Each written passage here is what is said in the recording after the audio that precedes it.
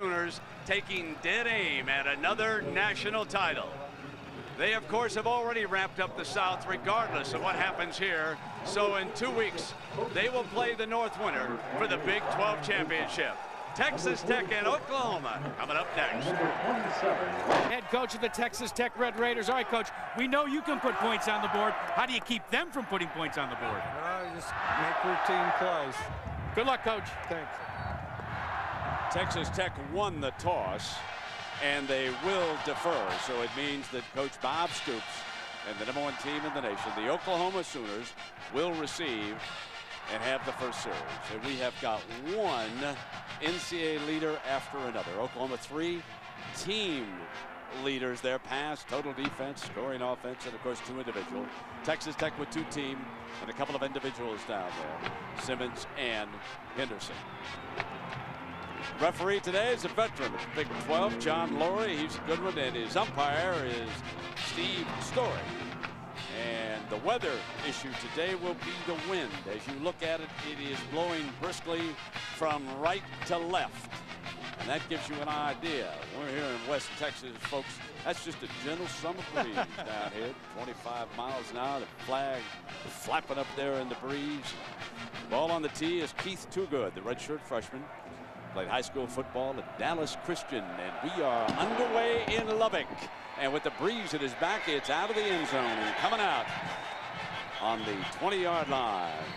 Jason White, the leader in the battle for the Heisman Trophy, according to all those straw polls, and the nation's #1 quarterback as far as pass efficiency rating is concerned. 36 touchdowns and only 6 INTs as he brings the offense out. Bob Stoops told us yesterday that he can put more offense in with this quarterback than he could in the last 2 years. He really understands the whole package. And they come out and put Jason under center here, moving into the wind, and that will dictate the offensive game plan. Quick drop. Jason scrambling off to the left and got about a yard before he was brought down. Let's take a look now at our SBC starting lineups. Now this offensive line's a good one, but there's that one number that Texas Tech really was paying attention to. 5 sacks they gave up. Ronaldo works. Expected to see some time here in the backfield along with Kewan Jones, number 47 and number 20, and a Lou Groza finalist. That's the honor for Trey DiCarlo, their kicking specialist, and it will be 2nd and long as that Red Raider defense looked tough there on first down. 4 down linemen. You see the 4-3 look defensively against OU with 4 receivers out wide. White's in trouble, and he is sacked. There is sack number 1. Back at the 11-yard line, he is taken down, and Adele Duckett, his 13th sack of the season. It's a blitz right here. John Saldi also comes right through the middle. Much number 5 runs right through the block. He's in on it, and then Duckett turns right over to him right from the start. Texas Tech has blitzed on 1st and 2nd down. Ronaldo works, number 47, an excellent receiver, alongside Jason White. Mark Clayton, the go-to wideout, number 9, comes through the formation. White looks right, fires now to Rankins. They will not get the first down. It is 3 and out, and an impressive defensive performance by the Red Raiders as Dawson, number 96, makes the play for the Red Raiders. Now Welker. You can see the NCAA records that he holds there, better than 1,700 yards. He's a young man from Oklahoma. He was being recruited by Stoops. Stoops did not have a scholarship. Coach Leach had one down here, and he was able to convince Welker to come a little bit south of Oklahoma City, and they're happy to have him. With that win now, this will be a tough punt for Blake Ferguson. Welker runs up, hit right at the 45-yard line on the move, but it is a short field that B.J. Simmons will be working with after the 30-yard punt into the wind. 83 yards away from breaking Ty Detmer's all-time record with 5,106 yards, 47 touchdowns. They spread the field. They will make Oklahoma defend now sideline to sideline. one of the quickest releases you will ever see. He's got a good running back. We watched him yesterday over there, the coach's tape. Torian Henderson. They open with Henderson, and Henderson muscles his way close to the 40-yard line, which would be about a 5-yard gain. Dan Cody makes the play, and here's our SBC Texas Tech starting lineup. 49 career starts for Toby Cecil. He anchors that offensive line, senior from Richardson, Texas. And now, folks, take a look at this list. 60-plus receptions for each of them. And Welker, we've already met him. He returned that punt. And second down coming up for B.J. Simmons here. Back in the shotgun. They work most of the time from the gun in this spread. Simmons has good time going for the touchdown. And he overthrew the wide out. It'll now be 3rd down and 5 coming up as he took it deep to Carlos Francis. The Oklahoma defense. And Dan Cody, wherever you go around the Big 12, folks, his name quickly comes up. Dan Cody should be on the all Big 12 team this year. This is the 3rd starting middle linebacker. Coach Bob Stoops told us last night that Gayron Allen has earned the honor. Now, strength versus strength. Dante Nicholson, well, basically they'll stay in the nickel against this offense all game long. He'll press up toward the line of scrimmage. And right now we note 3 down linemen for Oklahoma. They bring backers to the gaps. They can't get to Simmons. He drops it off over the middle now to Glover, and that's a 1st down. So they convert a 3rd down. Rodney Poole makes the stop, but they could not, Gary, get to the quarterback. Oklahoma came with actually 6 defensive backs, but they stayed in zone. And when you're only rushing 3, as accurate as B.J. Simmons is, you better latch on to these short receivers because he throws the ball short as good as anyone you've ever seen in college football.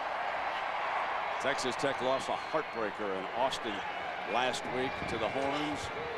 You can ask Mac Brown and that staff. They move the ball. There's the end around, a familiar formation that they bring all game long, and that was with Welker. Now Welker, along with having 947 receiving yards and 369 punt return yards, he's also run for 126 this year. So he's a bit of a triple threat man, number 27. He picked up a few yards on that 1st down. So Mike Leach's familiar offense moving the ball again. And the NCAA record for a 12-game season, 5,229 total yards this year for B.J. Simmons. An amazing story. 2nd down and 6. Quick hitter. And stepping out of bounds at that 1st down marker that time. And so B.J. Simmons went back now to the outside, and Welker moves the chains. That is one of 4 different types of screens that Texas Tech will play throughout this game. The way they can neutralize a very good Oklahoma pass rush is with different types of screens and a very deep shotgun. Look how deep Welker is back there when he lines up in shotgun. He's 6 or 7 yards deep. That doesn't allow those, with those big splits, those guys to get him on that short game. Ball is at the Sooner 22-yard line.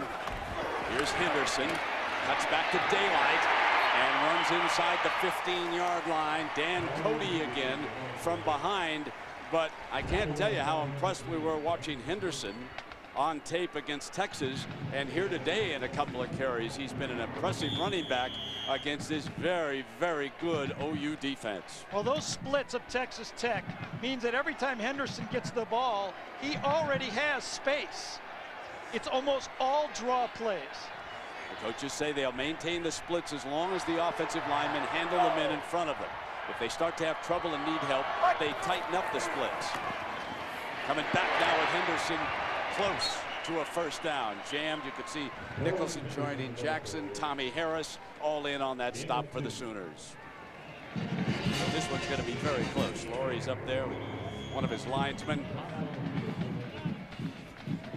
And they're going to bring the chains out to measure this as we look here at Mike Leach.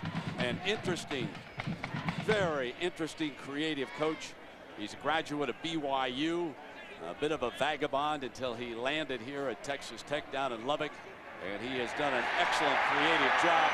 And the chains move again now to the 12-yard line. There's the backup quarterback, Sonny Cumbie, the junior from Snyder, Texas, listed in, and B.J. Simmons Cliff Kingsbury played ahead of him for 3 years.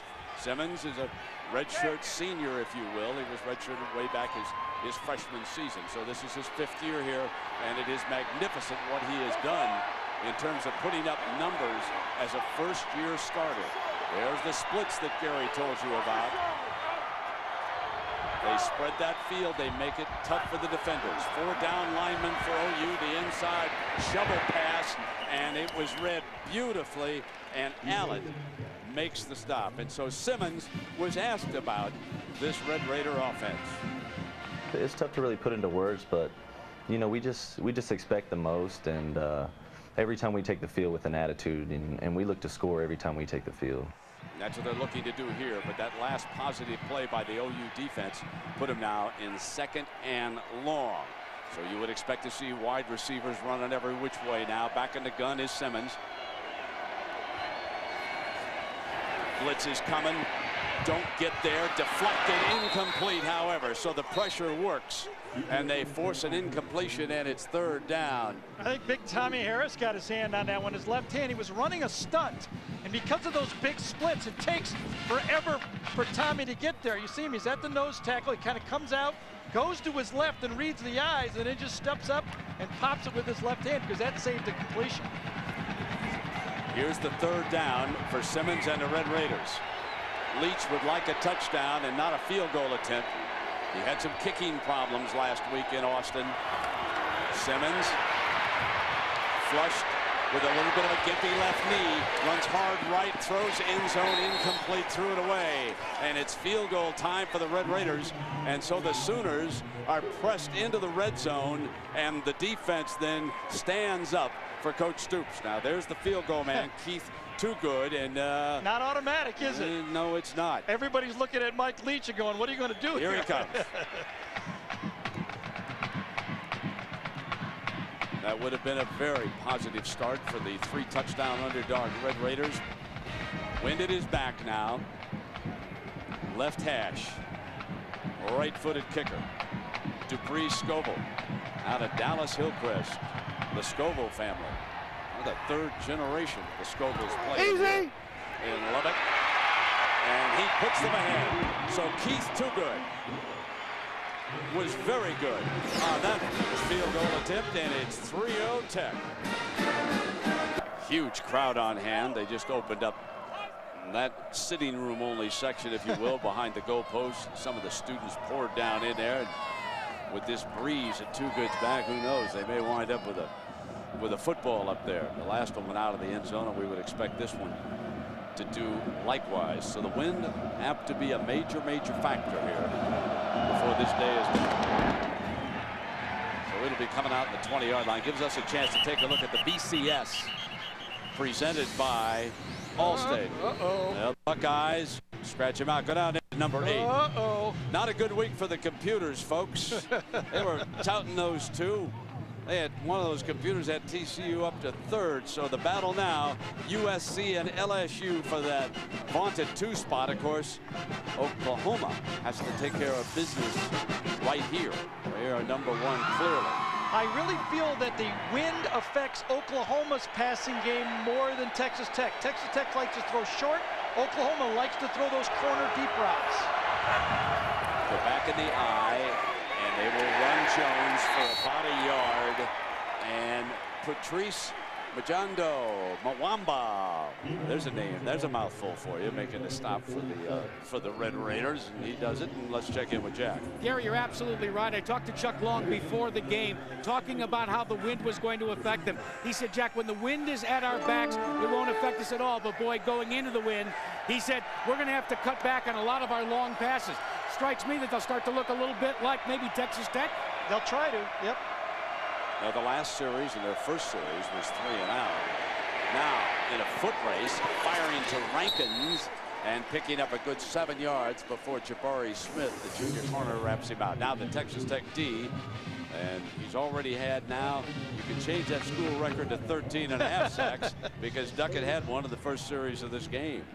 And, of course, Brock Stratton, the freshman, he lines up the defense, and with the young defense, sometimes they'll get in the wrong spots, and coaches are very concerned. And Ryan Aycock playing his last game at home leads the team in tackles and 6 interceptions. Here's another third down.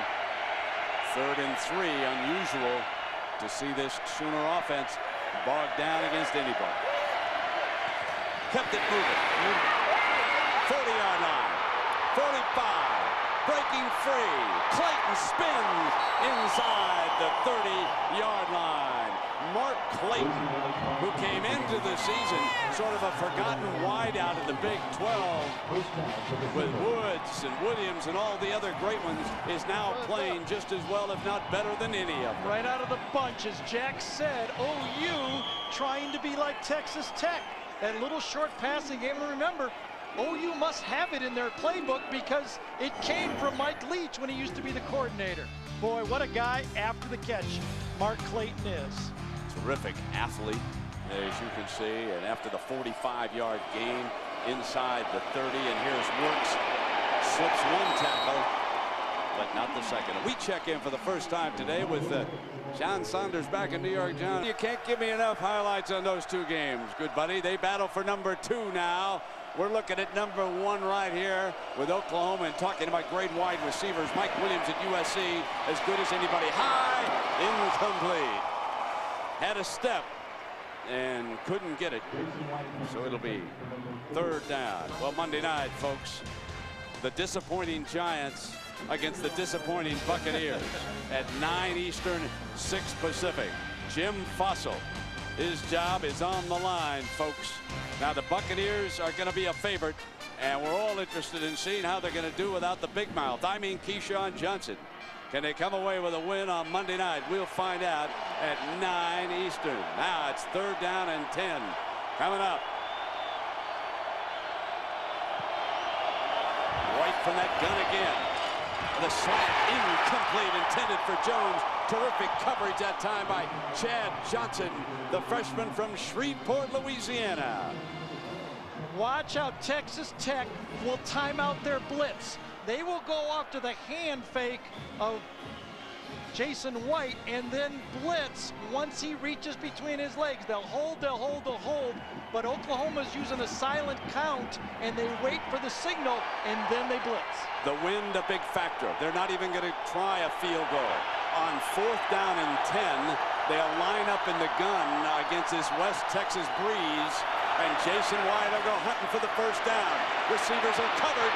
Under pressure, fires in zone, got it! Touchdown, Travis Wilson! A 28-yard scoring strike as Jason White, given time early and under pressure late, on 4th and 10, fires the scoring strike, and that's why OU is number 1.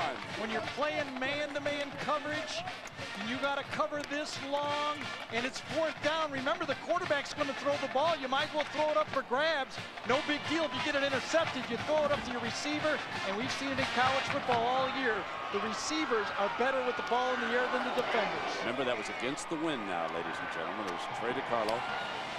Tacks on the extra point. Tommy Harris and the rest of those defenders ready to come out, and you can take one more look at it. Now Jason White, you see how the front is clean. Now just at the late, almost there, fires. 6 points, OU. Out front, if you're a student here, you can call it the Oreo. So Bob Stoops may lose his brother, Mike Stoops. He's one of the leading candidates to become the head coach at Arizona. I know Jack Arute has talked to both of the Stoops. We'll cover that story as the day unfolds. Of course, that's one of the things that happens, Gary, when you're really successor. Your assistant coaches start getting head coaching jobs. Yeah, that's not a bad deal. No, it's not at all. Against the wind, this one is fielded at the 20-yard line by Johnny Mack. All of about 5'4". Well, let's take a closer look at Simmons. He really is a unique player. I tell you, first down, he gets 1 year to play, and the reason he's good is because he was on the bench and holding the clipboard. He did some learning and studying. He was ready to go. He always had a strong arm. He was recruited by Oklahoma. They lost him to Texas Tech, and when he's back there throwing, got that quick release, and he throws it to a lot of different guys. It's like a video game. Pac-Man fire one after another. Here he comes now. Trailing for the first time today, 7'3". He's 6'1", 220 pounds. He played high school football over in Houston at Cypress Creek High School.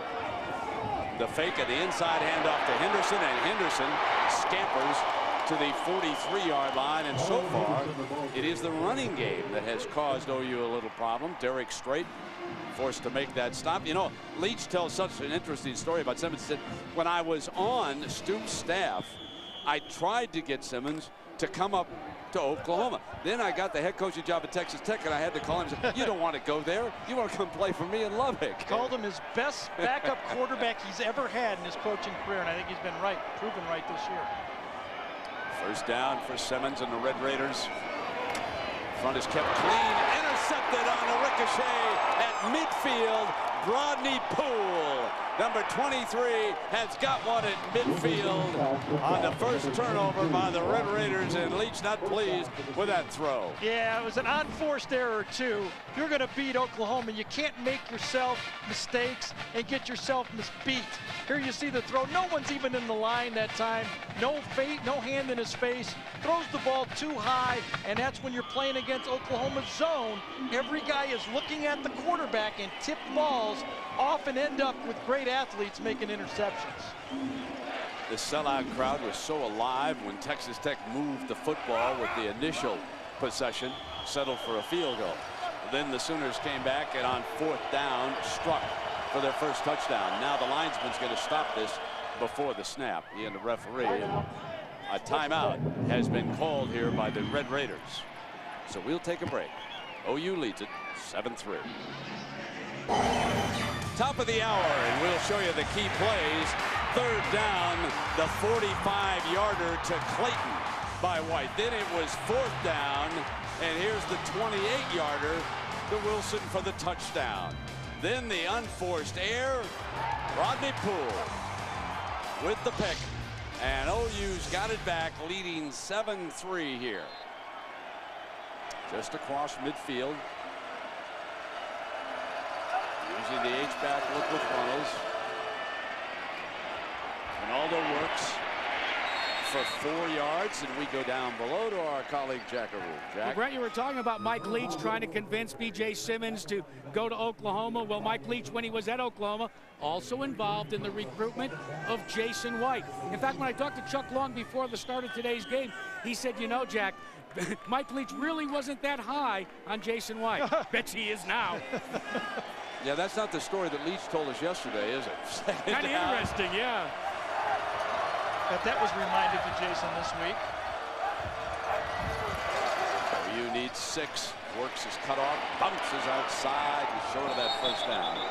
Third down and short is Ryan Aycock, the leading tackler. Comes up with still another stop, but at the end of the game we'll select a Chevrolet player of the game from each team, and Chevrolet makes a $1,000 contribution to each university's general scholarship fund. This Texas Tech defense has been improving, but it had a long way to go from their improvement. At one time during the year, they were 117th, dead last in the country in total defense. They've turned it around slightly, but they're very young. They have 9 freshmen in their 22 too deep on defense. So here's your 3rd and 2. Looking for the yellow line on the first down, and White's going to fire for it. Got it easy. Donley into the red zone, muscling, still going to the 5-yard line.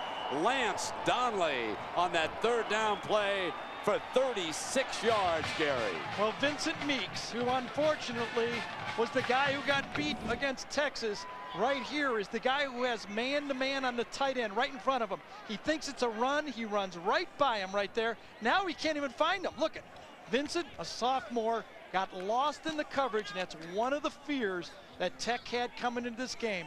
Remember, we put it up in the lineup, Sprint. Just line up right and do the little things. Aycock, the leading tackler, will have to come off for a play. Shaken up. So after receiving medical. Oh, it looks like a groin. That is a groin. Yeah, that's the groin. No question. Born right here in Lubbock. 6 uncles played college football. How about that? Yeah, and his brother's on the team. Yep. What a football family. Watch out, I'm back out here. Now Aycock had a grip, and you can see as he falls away, something was happening. He let go, didn't he? Yeah, yeah, absolutely. And well, that's bad they can news. ill afford to lose him. They've got the converted running back there at the safety, and got a little lost at the end of that Texas game and here early, and so a real problem for the Red Raiders back there on defense as Jones carries to the 2-yard line. You know, when you watch the Red Raiders and there was a penalty. Yeah, I think it's going to be an unnecessary roughness against Oklahoma, it looked like. Maybe that's both. The average time of one of their games because they throw the ball and there's so many incompletion. 3 hours and 37 minutes. So dead ball, personal foul against the offense. 15 yards, second down. I think it was Brandon Jones. Was it? Yes, Brandon Jones was the one. It was way away from the play. Throws him down, stands there, and then the shove late. That's the one. Referees would have let him go without that last shove right there. And the officials send a word through Jack that that's exactly what happened. And, so a change of personnel.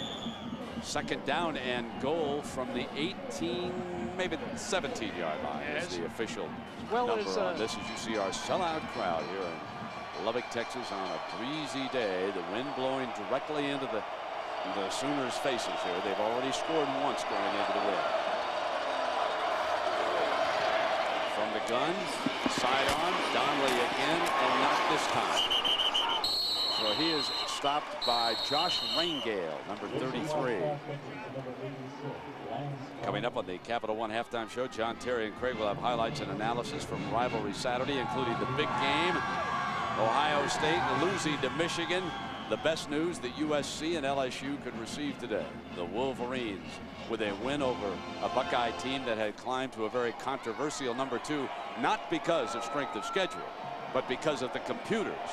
There's a big difference. There are 2 separate categories in the BCS rankings, and it is the computers that boosted the Buckeyes for 5 days to number 2. Pump fake, White going for the corner of the end zone. Got it again over there. Touchdown, Oklahoma. And this time it is Mark Clayton and Jabari Smith torched again in that corner. Man, what an attack. Yeah, Jabari Smith, the true freshman, playing against Mark Clayton, one of the top 4 or 5 receivers in all the country. And when you got one-on-one coverage, and what Oklahoma says, Chuck Long and Bob Stoops says, is the best deep thrower they've ever seen in Jason White, you can see why they can put up points like they do. This is not the kind of start that the Red Raiders wanted. Oklahoma into the win. Coming up with 2 touchdown passes from Jason White. Folks, you're looking at the Heisman Trophy leader. On the money again. A beautiful throw. I'm out. That's the Texas Tech. Connection accounts for over 30% of the passes that Jason White throws, fellas. Why? Because in 2000, they were both on the scout team. They were so bored, what they decided to do was try to burn the number 1 defense whenever they could. And when they did, they busted up laughing. That's a pretty good team they were going against the scout team against the national champs in 2000, huh? Indeed. Well, the Red Raiders looking to get some field position. DeCarlo, the ball on the tee at the 35. Fielded at the 25 by Johnny Mack. To the 39-yard line. So, you know, Mike Leach, we talked to him about why this offense works, and here's what he had to say. Football, there's a wealth of ideas, and the key to football is to package the ones that suit you the best. And I think, you know, the biggest point of emphasis needs to be on distribution. You know, can you get the ball to all your skilled players? And so far, they have not been able to do that here. No, and I don't think it's anything Oklahoma's been doing so far. They got to just kind of gear up and make their own plays. There's a Red Raider play right there. Mickey Peters from Weatherford, Texas, receiver. Dante Nicholson, the defender. Well, he talked about pass distribution. When you look back over the season, Gary, that's remarkable. It really is. You know, they've got the leading tight end receiver in the country in Mickey Peters, who just got that little screen. And then you got 2 receivers outside in Welker and Francis that are going to break records in yardage. And you got a quarterback that's setting the record. You can't stop them, but their defense just can't stop anybody either. Yeah, and they've stopped themselves offensively. And there's Gary, let me ask you about this when you were a quarterback. the wind, does it ever make a ball sail when it's behind you? I think it's much deeper to throw the ball deep with the wind behind you than it is You say it's tougher? wind. Yeah, oh yes, a normal wind like this. This isn't a overly tough wind to throw in, but the short passes I don't think it's any factor. No factor at all. But if he tries to go deep, it could sail. It could sail, and I think that one did just then. It did. 2nd and 10. BJ back in the shotgun.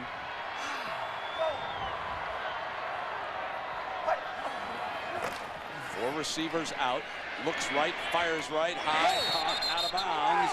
This will be 3rd and short at the 45-yard line, and there's Mike Stoops. Fiery coach on that sideline, not happy with that call over there. Mike Stoops down there in Arizona, that's the type of fire he's going to bring if he gets there. Now, you only need 1 foot in, obviously. BJ looks to the middle. You get a zone blitz from the out the field side. He finds the outside receiver late. Did he bring it in? Oh, that's a bad call. No, never got his right foot down. Not at all, did he? No, that's a bad call. Oh, I don't blame Mike on that. That was simple call. The headlinesman was looking right at it, and well, it can happen. 3rd down and 2 now. Stoops leads it 14-3, and B.J. Simmons brings him on up to the line of scrimmage. I would say that Texas Tech probably in 4-down territory here.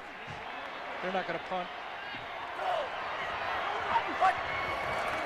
As that end around looking, Mack coming back very close to the 1st down, and we'll get that measured. Tommy Harris makes the play. And Jack, what is the story with Mike Stoops in Arizona?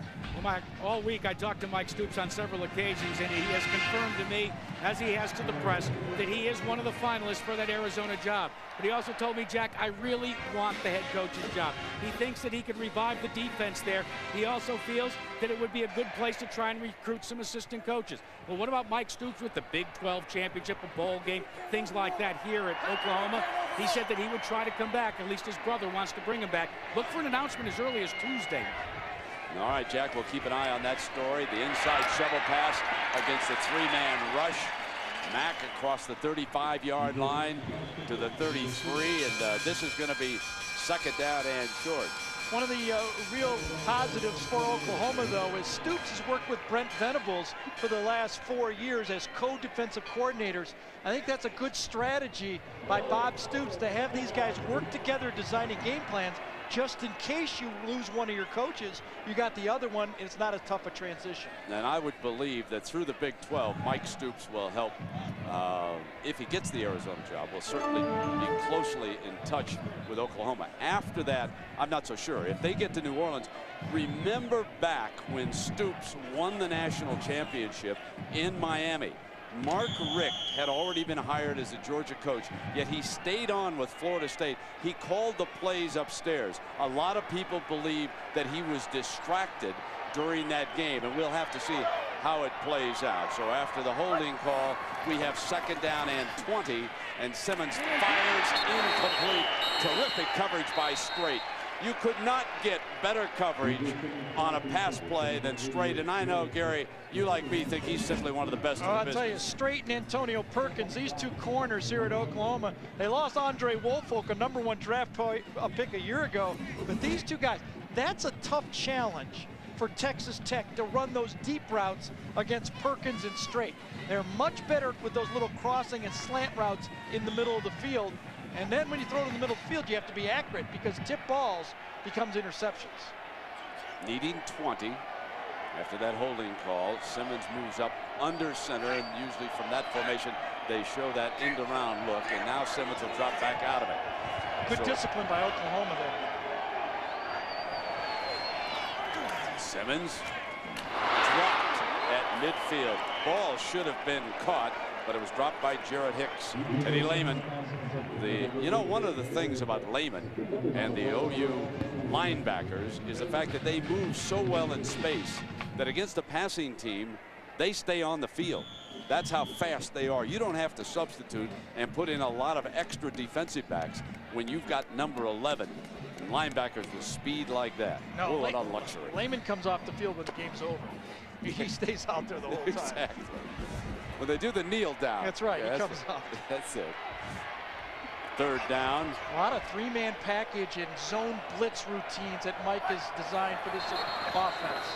Cody was actually standing up, and the play is whistled dead. That was kind of an interesting defensive look. They stood Cody up, and they were looping him back into the middle that time. Brandon Shelby, number 5, is actually the 6th defensive back on the field in this three-man package. Please put 2:11 on the field clock. 2:11. There you see Shelby. You got Dante Nicholson, number 8. Shelby, number 5. Everidge is on the field. Straight's on the field. Perkins on the field. They got DBs all over the place. And maybe the fastest guys, as Brent said, might be Lehman. He might be as fast as all of them. Poole with the interception. Number 23. As fast a defense as you'll see across the board. Simmons, protected pocket holds, and it throws. It should have been intercepted. Almost picked off by Perkins at the 38-yard line. Just could not hang on, but Texas Tech is forced to punt, and Alex Reyes out of Allen, Texas, trots onto the field. DJ tried to force that ball downfield against that speed. This is like throwing against an NFL defense. You got guys that eat up a lot of grass when that ball's in the field, and that's why in the air, excuse me, and that's why Oklahoma can play a great zone defense. Antonio Perkins. We saw him take 3 back for scores against UCLA. Wow. That's what a West Texas breeze will do for a punter. Coming out again on the 20-yard line as the freshman booms it completely out of the end zone. He's had a very strong freshman year, I'm told, for Texas Tech. Well, you know, you talk about Jason White, and you asked me the question in the open, Brent, about are these guys just a product of the system? And of course that they are. I mean, of course they are. You're not going to throw up these kind of numbers without being able to throw the ball all game like they do. But I think Jason White would be successful in any system. Reason is he's accurate, and he's smart, and he throws a great deep ball. He is 7 of 9 for 136 yards and 2 touchdowns already. Stoops, in making the presentation for Jason as a Heisman Trophy winner, he said, you tell everybody, the voters out there, we had the same team last year. The difference, Jason White's maturity at that quarterback position, he's met the difference as Jones is stopped on that. And when you ask Jason White how he's matured as a quarterback, this is how he responds. Just by getting in the film room and studying the playbook, I've grown up in this system and I've matured in it. So you know, things are a lot slower now out there than they used to be. It used to be so fast that I wanted to run. You know, I don't know about him as far as the Heisman Trophy is concerned. I can't speak for other voters, but he's got to be the leader for the comeback of the year. 2 major knee surgeries in back-to-back years, different knees, and he's out here. A little misread, miscommunication, and it is incomplete. We, of course, were there at Nebraska for the first one. The second one was in Norman, unfortunately. And to watch him, Jack, and his mobility during a game, it's remarkable, and you're so pleased for the young man. Indeed you are, Brent. When you ask Jason White how those injuries affected him, he will be very quick to tell you that it changed his style, but it said it made him concentrate more on his strengths and his weaknesses. He said his head is better equipped now for playing the game. His coaches agree. They say maybe it was a blessing in disguise. He's a much better quarterback since the injuries. Yeah, and he's 3 of 5, Jack, on 3rd down, 1 of 1 on 4th down. Sacked at the 10-yard line. Rolling through was Duckett again. He now has 14.5 sacks on the season, as that's his 2nd on the day. Right out, you see they fake the blitz here, come out of it, and then Duckett gets an inside rush that time and beats Wes Sims. When you have speed to the outside, do the quick arm under right there and then get inside. And that was the only way to stop this Oklahoma offense is rush the passer.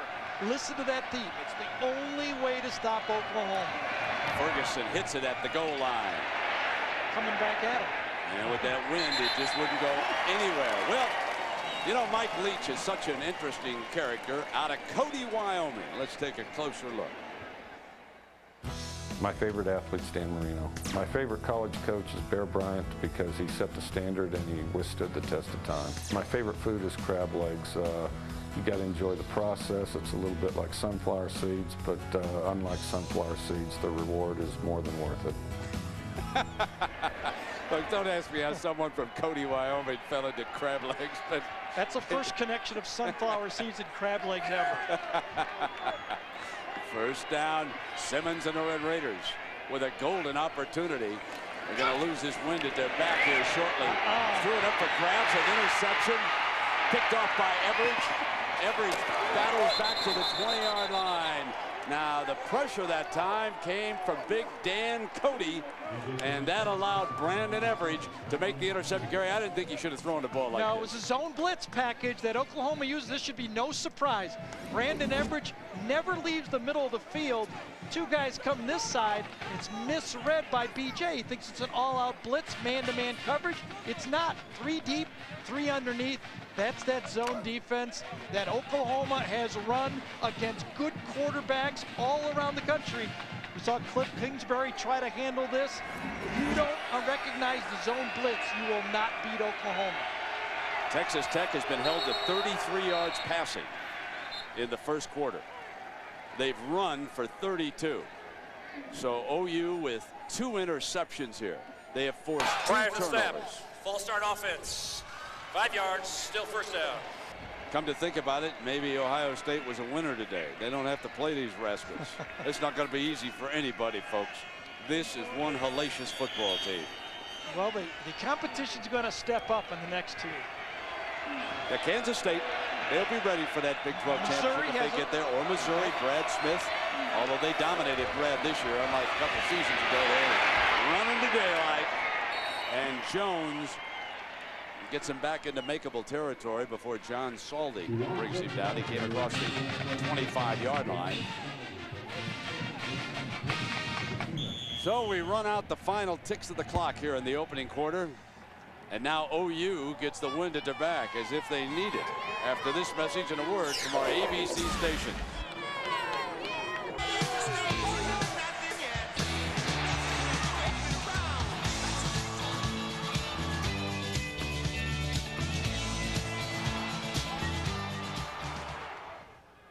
So the Sooners working against the wind, still put a couple of 7s up there on the board. And now they come out as we open the second quarter. 140 yards of offense to Texas Tech's 65 in the opening quarter.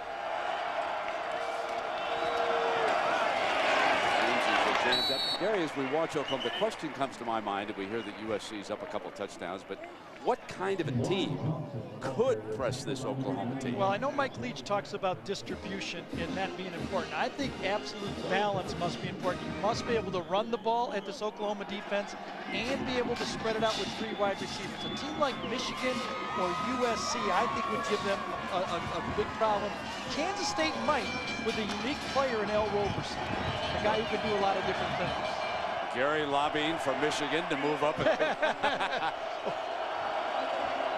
Third down and 2 from the gun. Picks up the first down, and Clinton drops it. And it's stripped. The Red Raiders have got the ball at midfield on the turnover.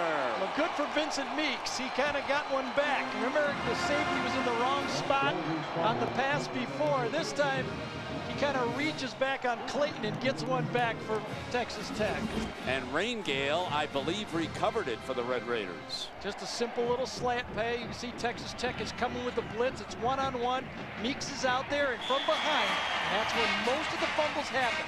Someone from behind rakes that ball, and Texas Tech stays in football game. And they're working with a short field again. So Raingale, number 33, came up with the first Red Raider turnover of this game. Simmons has thrown a couple of picks. Yeah, BJ has settled down. I mean, there's nothing new that they're doing here.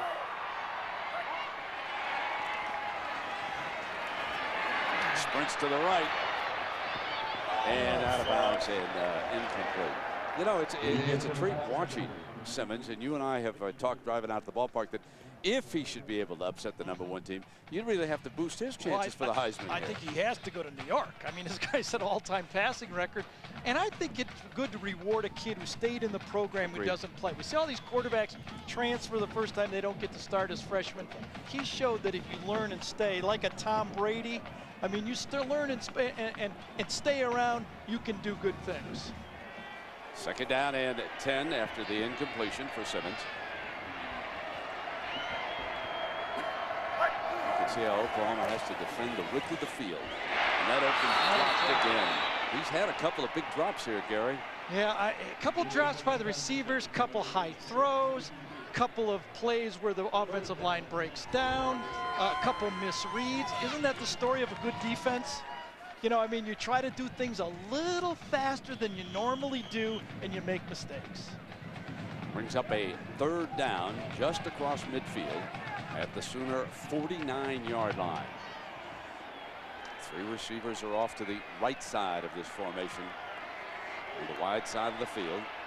BJ has Henderson off to his left. Needs to get inside the 40 for a first down. Fires for it, dropped again. And that was a first down, and Glover dropped that. That is the third dropped pass of the game, and that is not like Texas Tech.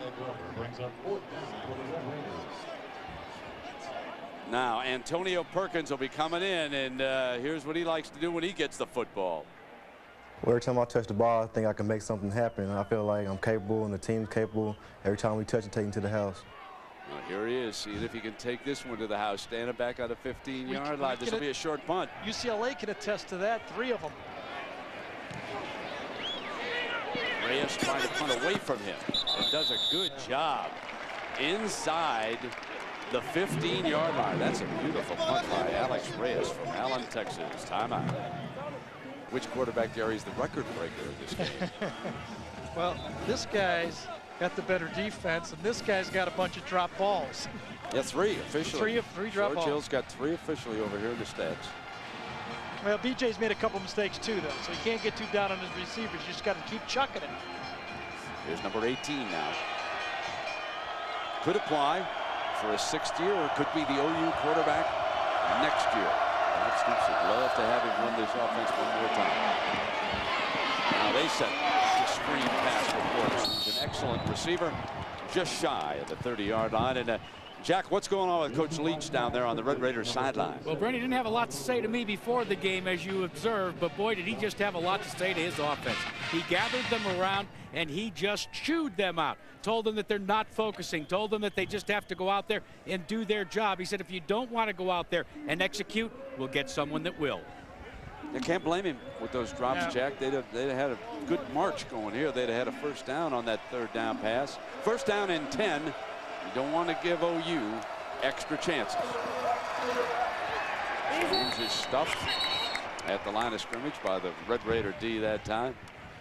Well, it's time for the Aflac trivia question. Now, the Red Raiders are averaging better than 44 points a game. And when was the last time Oklahoma gave up 40 points in a game? Not ancient history. So some of you Sooner loyalists up there in the Oklahoma City area, they don't know the answer to that. They almost haven't given up 40 points in the Big 12 this year. That's amazing, this run this year. And extracting some revenge. Here comes the blitz. Clayton tripped up at the 31-yard line. That was Rangale who recovered that fumble. Texas Tech continues to read the hand, the silent count of Jason White. Watch him give the hand right here, and then when the hand goes down, that's when the blitz starts in the bigger box. That's the way to do it. Take advantage of the silent count. You hold, you hold, you hold for the quarterback. Don't let him know what's coming, and you just blitz. Didn't get there, but at least the quarterback doesn't know what you're doing. So the school record, 67 receptions this season for Mark Clayton. White from the gun, gets lots of time. Deep middle.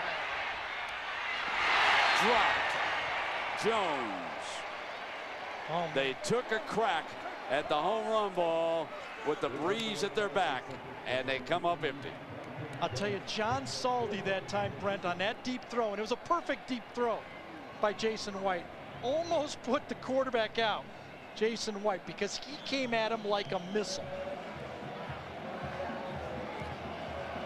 Forced to punt, and Ferguson, this will be fun, folks, with this breeze in his back. They wait to see what Blake Ferguson can do here.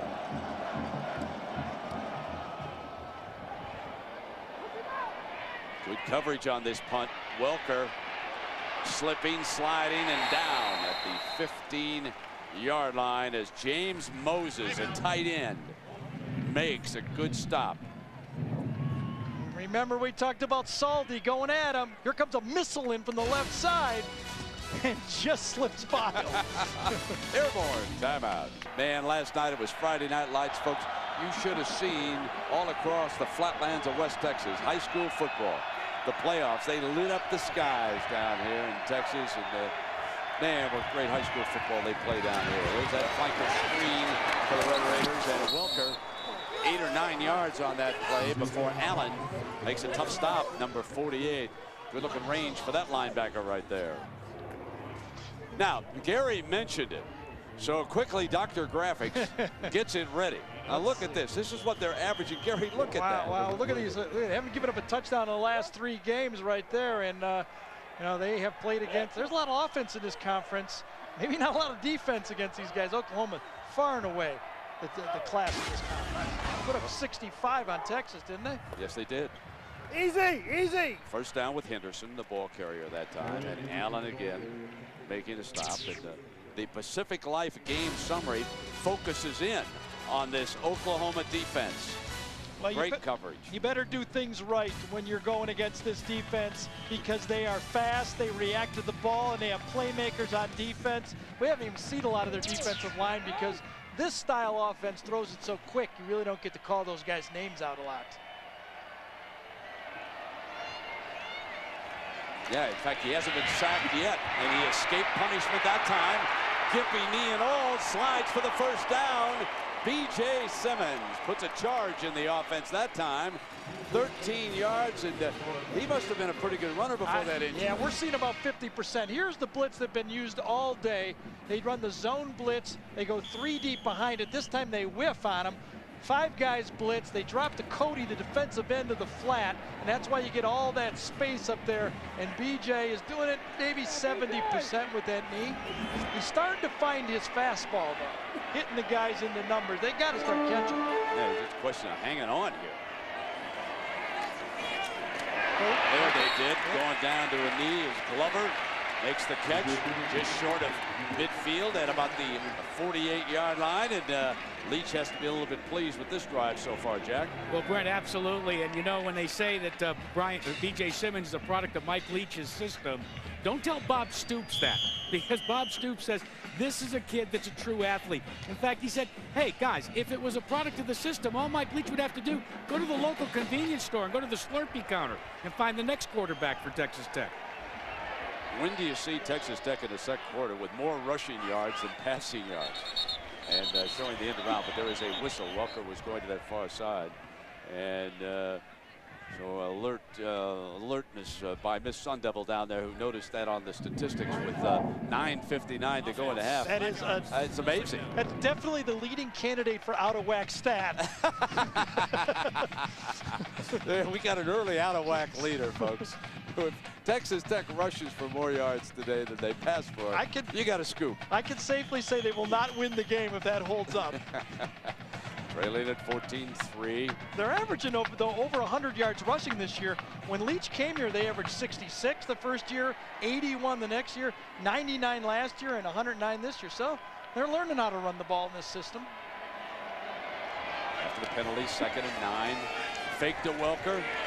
Got a man wide open for a first down. And Torian Henderson out of Gatesville, Texas, picks it up. Well, earlier we asked you now, Tech is averaging better than 44 points a game. When was the last time Oklahoma gave up 40 points in a game? Well, you go back to 1998, and it was Oklahoma State. And it was John Blake's last season as a head coach. It was welcome Bob Stoops after the 41-26 tasting by an arch rival. First down across midfield for Simmons and the Red Raiders. Lots of time here in the second quarter. Good blocking, middle, complete at the 31-yard line, and it's Mickey Peters. And you know, there are 4 receivers on this team who can wind up with 1,000 yards this year, and Peters is one of them. He came in with 843, Gary. Watch Teddy Lehman get over to the wide side when Peters comes across. They're going to run a guy underneath, but Teddy Lehman reads it, lays out for the ball, and just can't quite get there. That's why you have to have a strong arm. To throw against zones, you have to have a strong arm. Man-to-man, you don't need a strong arm. You can lay the ball in front of the guys. B.J. Simmons is now 9 yards away from Ty Detmer's record. Close it in with Glover. Ty Detmer came out of Texas and went up to BYU. His daddy was a high school football coach down here. He led Brigham Young to some tremendous seasons. And he set the single season record that B.J. Simmons is going to crash here today. 5,188 yards, and Simmons is closing in. He needs only 2 more. The next reception should do it. B.J. Simmons headed for the record book. Does it up under center, and instead he'll pitch it out here to Henderson. Henderson struggling for that first down line. Got close, but you see the linesman marked it just short. Perkins making the stop for the Sooners. I mean, no one believes this game's over, obviously. Remember that Texas Tech came back on the road versus Texas twice. It was 21-6, they came back and took the lead. Then it was 35-21, and they came back and took the lead. So Texas Tech is used to being behind. With this high-powered offense, they know they can drive the ball. 3rd down and 1.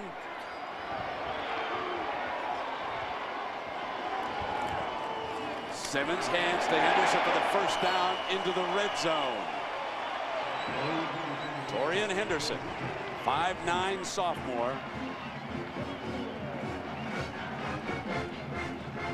Well, the Capital One halftime show will be coming up. John, Terry, Craig, they'll get a chance to pick their top 2 for about the 18th time this season. Those rascals keep changing who we're going to have. It's funny, Oklahoma stays up there with all their picks.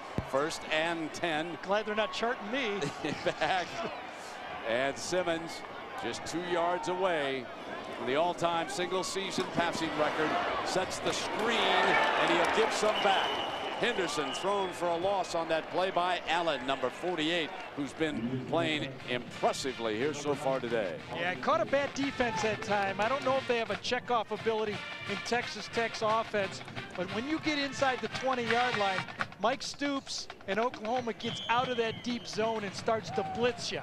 Very surprised they went to that slow screen to the running back against that defense, because that gets eaten up with those linebackers jumping on the number 3 receiver, Henderson. So Ty Detmer just picked up 11. And now BJ needs 11 to break the record. Got it. There's the record inside the 15-yard line. B.J. Simmons to Nehemiah Glover, the all-time single-season passing yardage record, unless he gives it back. I'll tell you, the guy can throw the ball. There's no doubt. I mean, I know this is a quarterback-friendly offense. Kingsbury did it, but he puts it on the numbers. There is Mrs. Simmons. So pleased with the performance of her son here. The brothers watching. Another B.J. completion. This would be big if he could drive him to a touchdown. Trailing the top-ranked team in the country 14-3. 3rd down. Fires complete. That's a first down inside the 9-yard line. Derek Strait defending, but he put it into Glover's hands again. One of the little hidden qualities that you teach to a quarterback on a slant pass is to throw the ball to the back shoulder. Watch how this ball is thrown. If you see this guy bite, you throw it to the back shoulder. The receiver and the quarterback read it together. That's where this offense gets to be like the wishbone. You run it over and over and over and over again, and you see every possible look. We get word that USC is up 24-0 on UCLA. Simmons rolls to the right. Fires complete and out of bounds at the 6-yard line. That's Peters. And the singular wireless poll question. What's the best rivalry of the games today? Which one do you like the best? Michigan, Ohio State, Auburn, Alabama, Harvard, Yale, USC, UCLA, California, Stanford, or you can vote none of the above. I voted for Montana, Montana State. I mean, what the heck they're playing today. Anyway, log on to ESPN.com, search singular, and make your vote, and we'll have an update on that a little bit later. Second and goal. The Red Raiders trying to make a stand here. Texas Tech was very successful with the draw against Texas. Yes, they were. Henderson ran it in. This time they'll throw the screen. Touchdown! Russ Welker from Oklahoma City puts up 6 on the Sooners, a team he worshiped as a youngster. In order for this play to work this smoothly, because Oklahoma's so quick, you must be accurate. And watch how accurate this ball goes out on the bubble screen to Welker. Hits him right on the front shoulder. It's like a long handoff. Beautiful blocking downfield by Carlos Francis. Puts it into the end zone. Remember, Tech misfired on a couple of extra points over in Austin. Not this time. Perfect in Lubbock. Welker being congratulated on the sideline. Simmons on the drive. Folks, he was 10 of 10 for 67 yards. He's better into the win. Timeout. Now that's a face, folks, right there from the Southwest, from Oklahoma and Texas. That's Central a casting, football face, you bet. And another one over here is Simmons. And folks, undefeated at home this season on this artificial turf. They are tough to deal with this format. And the Sooners now giving up the first touchdown of the game. And swinging free. Rankins is thrown down at the 40-yard line. Well, next Saturday, a great lineup of Thanksgiving weekend college football. At 1 Eastern here in the Big 12, Iowa State, Missouri. Some of you will see Georgia, Georgia Tech. Then at night, Jack Arute will be with Gary Danielson and me in the Miami-Pittsburgh game. He always gets upset if I don't mention him in those games. And that'll be, of course, a BCS spotlight game. We'll see what happens there. Here, the #1 team in the nation has been stopped so far in the second quarter. Let's see what they do with this drive. Jason White back out under center. Might have been a little bit easy for the Sooners. They were up 14-3. White forced out of the pocket. On the run, fires low, and a diving reception by Clayton at the 41-yard line. When you go back to look at what Mark Clayton has done this year, already 15 TD receptions, 23 for his career, and it's just one spectacular moment after another, including here today. He now has 100 yards here today, 5 catches for 104 yards, and his 23rd touchdown, 14-10. With 5 minutes to go, White drops it off to Runnels.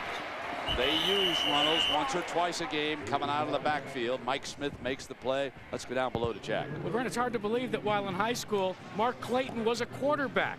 Yeah, that's how he started playing high school ball. But he was mired so deep on the depth chart that he was knocking around one day, and one of the other quarterbacks challenged him to go long.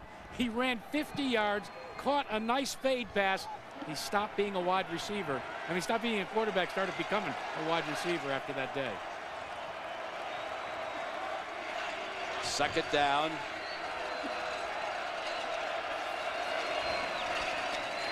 And Brooks is throwing for a 3-yard loss. McGinnis up to make the stop.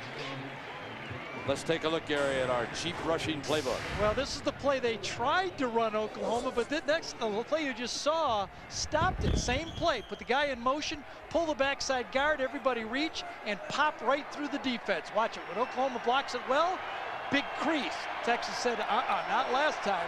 They stuffed it. 14-10. Here's the third down for Jason White. OU is 3 of 8. No safety back there. Now they back one off late. A one-hopper, and it's 4th down. Yeah, receiver fall down on the play. I think Travis Wilson was supposed to go out and come back in on the play, but he slipped and fell, and that's why the ball looked like it went nowhere. I think it's Travis Wilson right here is supposed to come out and then come back in like that. Let's see if he doesn't fall down. Goes out, yeah, just turned and got kind of jammed on the play. Good defense. That's excellent defense on the play. Remember, they're doing this without Ryan Aycock, who is injured. He's seated on the bench on the far right-hand side, number 28, their best safety, their leading tackler, facing a 4th down. They come after White, fires slant, got the first down, and he went to one of his security blankets. There's number 9, Clayton. Chad Johnson with the coverage, but this is a short-handed defense out there right now. The chains move. One of the medical staff is over talking to Aycock. Kind of a tough matchup not to throw the ball to. Usually trick play by Oklahoma when they come out quick. Run the toss with Works, and he's stopped. Boy, Salty's having a great game. John Salty, number 5, has just been unblockable. And Jack, I think you've got more on Aycock. Well, they took him into the locker room and tried to wrap that strained groin. They iced it down. They put him back out here, but he's still complaining of a lot of discomfort. So it's still a giant question mark if and when he will return. That's a tough loss. They need that experience back there, if nothing else, because as Gary has told you a couple of times, they miss a line frequently. 2nd down and 11. Trying to get to Jason White. They don't. And as a result, Oklahoma has another touchdown. This is Jones, Brandon Jones, for 27 yards. Man, they miss Aycock, Gary. Well, the strategy of the defense has been to go after Jason White, but if you don't get him, and this is what the shotgun gives you if you're a quarterback. If they come at you, you set up quickly and throw the quick slant. If there's any little bit of a problem, and that time it was Josh Rangel that kind of overran the slant, and all of a sudden you just trot into the end zone.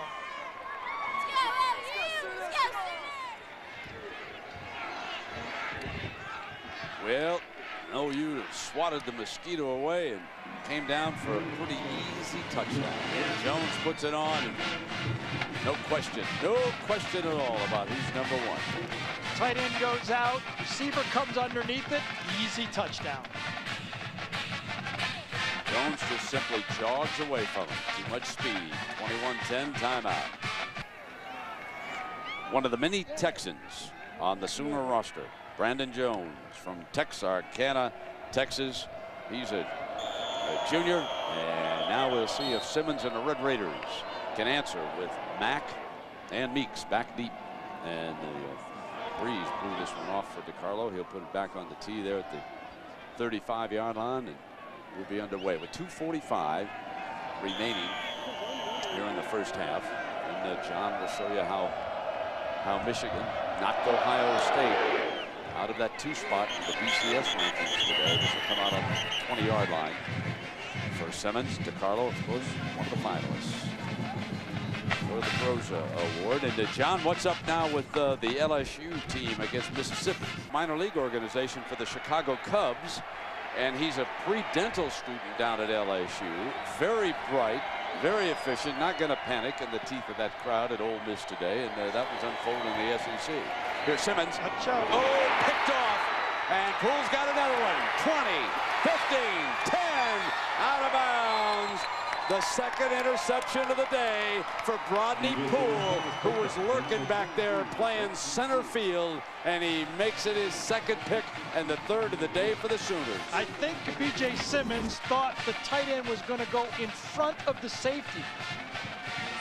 Instead, he stayed right down the hash. When he throws his ball, he thinks he's going to go in front of him, see like a crossing route, and the Poole just beat the tight end to the spot, and that's that miscommunication. High risk, high reward offense here, and if you got a defense that knows how to react to the ball in the air like Oklahoma, you can make mistakes. Leading 21-10. Poole puts him in excellent scoring position again from the I formation to the right flat. Runnels cut off, battles, and he's short of the end zone. Well, that was a nice redirect by Jason White that time, Brent. He wanted to go in the corner of the end zone, and at the last second, he threw the ball out to the flat. Any team that plays Bob Stoops and this Oklahoma team will have its hands full, whether it's Kansas State or Missouri, whether it's USC or LSU or anybody else in the Sugar Bowl, folks. This team is going to be compared with some of the greats of all time. If they get through that Nokia Sugar Bowl, we'll be talking about this team versus some of those great USC teams of the past and Buckeye teams coached by Woody Hayes. The Sooners have called a timeout. And, you know, down here in Lubbock, they've got such great fans down here. And we thought we would pick out this week's super fan. Terry Fuller graduated in '77. He bought himself an old bus, not just any bus, folks. That's about $500,000 for that one. Hasn't missed a football or a basketball game in a couple of years here. Next stop, he may leave at halftime. He's got to go up to New York because Bob Knight and the Red Raiders are going to the semifinals of the NIT. And there's our super fan of the week, Mr. Fuller over there, sitting in the stands and not too pleased right now. And we get word from the Coliseum, USC 30, UCLA 2, leaving no doubt. Folks, didn't the computers lose credibility this week? Can you imagine one of those rascals had TCU ranked 3rd and another one dropped USC from 2nd behind the Buckeyes after they were so efficient against Arizona? Oh my, what's wrong with the humans voting for the best teams to play? They like these Sooners. Nothing wrong with that, huh? 2nd down and goal now. 21-10 OU. From the 2-yard line, Jones, the running back. He'll try to power in, and he does, just like that. Really interesting how you have to play Oklahoma. You really can't gamble on offense because they'll eat up a lot of grass with the ball in the air and get you turnovers. But you can't sit back because Oklahoma's offense is scoring points every time they get the ball. You're really in a pickle when you play these guys. Smiles over there on the sideline. This team is so good they couldn't take a knee against Texas A&M even when they tried. The defense was given an extra touchdown there. And DeCarlo tacks it up. It's got to be fun to be a Sooner fan right now. Same play we drew up, this time for a touchdown. Boomers Sooner indeed. It's 28-10 timeout. A holiday tradition with a new twist. Annika Sorenstam becomes the first woman ever to compete in the Skins game. Next weekend, she'll tee it up with Phil Mickelson, Fred Couples, and Mark O'Meara. Coverage begins Saturday at 4:30 Eastern and concludes Sunday at 3:30 Eastern, 2:30 Pacific on ABC. My golf expert is Gary Danielson. How will Annika do in the Skins game? What tees is she playing from? That's not fair now. Yes. 552 points for the Sooners this season, a school record. And they're not finished. No, they're not finished. I tell you that right now. What a wonderfully put together team. What a confident team. Coaching staff that just goes out and kind of gets their team ready to play. Very intense, disciplined. They got it all right now. They really do. Yeah, we can't overemphasize the talent of this coaching staff. So this is the pick which led to the touchdown. There have been 3 Red Raider turnovers. Poole with 2 interceptions leading the way. Just past the top of the hour, we're in Lubbock, Texas. Nice afternoon, just a gentle West Texas breeze for about 25 miles an hour. Hasn't impacted the #1 team in the nation at all. They lead it 28-10. Simmons wants the middle again and got another one picked off on a ricochet. Gayron Allen, the middle linebacker, he went back to the same well and came up empty. Sure, it was almost an identical play. Sure did. Teddy Lehman, though, you remember when he came across the field last time and just didn't get there? diving. This time, he gets there. And you can see a little bit of hard-headedness from B.J. Simmons and Mike Leach saying, if you run the play right, it will work. But it's Teddy Lehman, number 11, it's just off screen right over here, that's going to get his hand on it. Reads the quarterback's eyes. There's the tight end coming across. Now watch number 11 come and get it. Out of the screen, look at that speed. Wasn't even in the TV screen, comes across, doesn't catch it, but the middle linebacker, the third middle linebacker, Allen, that Oklahoma's played, gets the... What a set of hands for a linebacker. Looked like a shortstop, and White goes for it all. Incomplete. Good coverage. Second down, it went to the end zone. Vincent Meeks, the sophomore free safety, came as a running back. He's out of Rockwell, Texas, back with the coverage, and it's second down and 10. And the Oklahoma, like a lot of well-coached, good football teams, after the turnover, they go for that deep strike right away. Mike Leach's team is under fire here, trailing 28-10. A minute 20 left. Yeah. Jason White, 3 touchdowns so far in this game. Just drops this one off to Works. Works has the sideline, and he is to the 11-yard line. Mike Smith makes a stop for the Red Raiders, and this defense under pressure again because of these turnovers. 4 turnovers by the Tech offense here in the first half.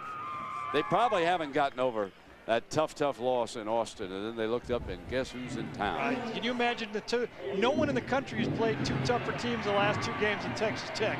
They end up with Texas and Oklahoma their last 2 games. Toughest finishing schedule in college football. Chuck Long's on fire calling plays right now. When he sees the zone, he gets the screen, man-to-man, he's throwing slants, he's got him going. Conley in motion, gives him a 4th receiver in the package. Looks for Jones, going to throw the fade deep left corner, incomplete. It was that same slant and corner route that Mark Clayton ran for a touchdown early. This time Chad Johnson was a little further off and didn't bite. I'm sorry, it was Jabari Smith, wasn't it, number Yes, 34. This time Jabari does not bite, and an incomplete pass. Only second down, though. Exactly. Lots of time and lots of weapons. Bradley, number 1, he's off to the right. Jones has caught 7 passes here. In the, I should say, Clayton has caught the 6 for 112. I was actually looking at Kewan Jones as a running back. He carried 7 times for 18 yards. So we've got a little timeout here while they. Well, you've talked about Lehman, so let's take a closer look at the OU linebacker. Hi, I'm Teddy Lehman, University of Oklahoma linebacker. My favorite athlete's John Elway because of his 4th quarter comebacks. My favorite movie is The Big Lebowski because it's the funniest movie I've ever seen. My favorite food is spaghetti because my mom always made it and just grew up loving it. Yeah, Mama's spaghetti, but you got to like anybody that likes The Big Lebowski. That's right. If you can't laugh at that movie. I tell you, he's my defensive player of the year, though, Teddy Lehman.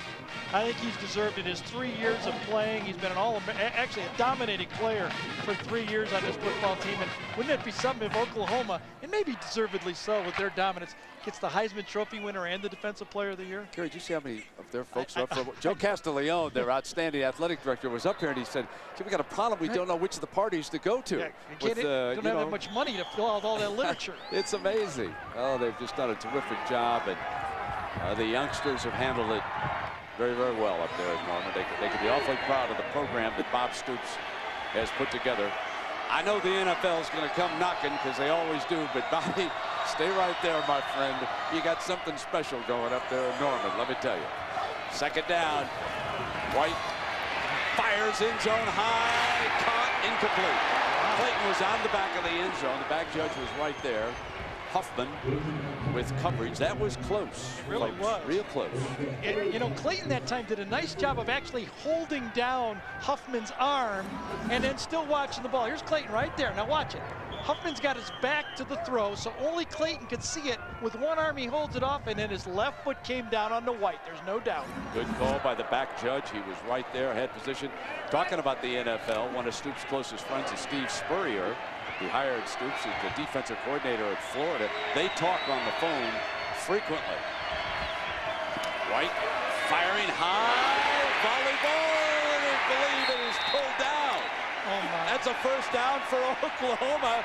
There's Donnelly, big Donnelly, got it on the ricochet. When you're going good, folks, you're going good. My. Slant pass to the outside. Brandon Jones is going to go right off his face mask, I think, is it? Yes, right off the face mask. Donnelly said, well, I'm the tallest guy here. Why don't I just grab it? A little rebound. Coach Sampson liked that for the hoops team. Big power forward move there. Here's the first end goal. Final 30 seconds. Jones again lined up in that power spot. Going to fake it and throw. White will fire it out of the end zone and buy some time. 22 seconds left on the clock. White's judgment is superb. We've watched him all season long. He, as Bob Stoops has pointed out, the difference with our football team this year is having a healthy Jason White at quarterback. This is the same football team we had last year, except for this position. So those who say that White is being carried by the team don't know what they're talking about. Jason White means a lot to Oklahoma, and Heisman Trophy voters should consider that when they're putting down the names of the three fellows on the ballot. Here's Jones, got it again. Touchdown, Oklahoma. No doubt Oklahoma could run the ball there. They had 2 timeouts, so even if they didn't make it, they could call a timeout and retool it. This team, the addition that Bob Stoops said they needed to be good year after year was to improve their running game. He hired Kevin Wilson as his running coordinator. You can see the improvement on the offensive line, and now they can hold the lead in the second half. They are a complete football team. The Carlos on the field. Of course, they won that one BCS championship, beating Florida State 13-2. They were an underdog that night down in Miami. And keeping that Knoll team out of the end zone was no small task. This is some organization rolling out of Norman. Timeout. Where are we? Well, out in West Texas, Texas Tech University was founded in 1923. A little bit surprised, fellas, about how few make up the undergraduate population, but how about the fact that it's the only Texas institution of higher learning with a university, a law school, and a medical school on the very same campus. That, my friends, is your campus-wide tale of the tape today. And you know, Gary Jackaroot likes this town so much that he was looking for real estate the other day when he showed up with We you, saw right? about everything, I'll tell you that. Jack, I'm going to get you a map before we go to Kansas City, okay? I'll just get a GPS. It's a little easier, all right, fellas? Old Lewis and Clark there, we kind of saw the whole deal here. Well, 4 interceptions, huh? I think Texas Tech got a little greedy against his defense. And when you get greedy, you pay the price against his zone defense. Throwing the ball down the middle, receiver seen it, and this one was just hard. It was old Texas hard head right there. BJ said, I want to go one more time at it. and there's Henderson stuffed at the line of scrimmage, so it'll be second down. The final 8 seconds tick away here in the first half. A discouraging first half for the Red Raiders. Meanwhile, the Sooners put a 35 on the board. And Mike Leach very disappointed in the performance of his team here. And let's check in with Jack down below. Well, Coach, you had turnovers that resulted in scores. You had good, strong defense. What are you going to tweak in the second half? Well, we gave up a long drive. We feel we're a little better than that, although they did a nice job executing against it.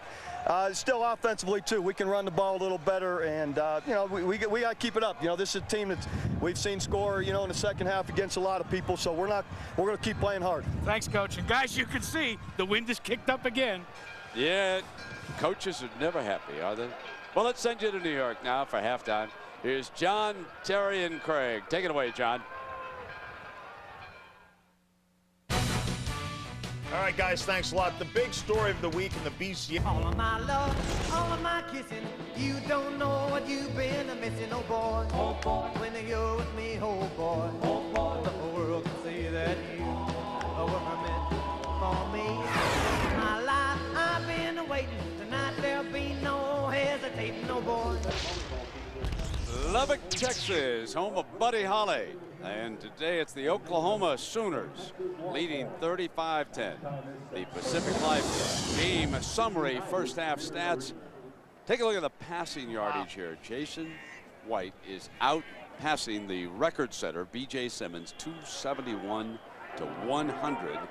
And of course, turnovers also. 4 turnovers by Texas Tech in that first half. Yeah, the good news, BJ broke a record. The bad news is he has to throw against his defense for another half. DeCarlo with the ball on the tee. And Texas Tech will come up with Meeks and Mack. Back deep. Well, Gary, what's out of whack from the first half? Well, when you're playing a good football team, BJ, you see coming into this game plus 31 T-days to interceptions. In this game, he's -3. You're not going to be able to do it like that. But you go back to the point you need a balanced attack, that run pass to play with Oklahoma this year. I think it's too hard on any college quarterback to throw against these great athletes. And BJ made a critical mistake in this game. 3 of his interceptions were on the first play of a drive. I mean, it wasn't even on 3rd down. You really got to be patient against this defense. If you don't have a running attack, how can you be patient? Well, here's Simmons handing it off to start the second half with Henderson. But B.J. Simmons out of Houston Cypress Creek High School did record the new single-season passing record as he eclipsed Ty Detmer with that pass to Nehemiah Glover, coming back with the touchdown to Wes Welker. And it made it 14-10, and that was the high point of the first half as far as the Red Raiders were concerned. 2nd and 7, snaps it off, and he's got the first down at the 32-yard line. Daring straight with coverage, but Simmons zipped it in there. And Jack, what about the coaches at the intermission? Well, Brent, what you're seeing is exactly what Mike Leach preached to his team. He wants them to make what he calls routine plays. He said, fellas, you know our system, you know how it works. Don't make mental mistakes, stay focused, and keep it routine. That's what he wants to see in the second half. Well, Poole with 2 of the 4 interceptions, Jack, is back, and Everidge in a single safety situation. The corners off the wide receivers. They tighten up on the throw.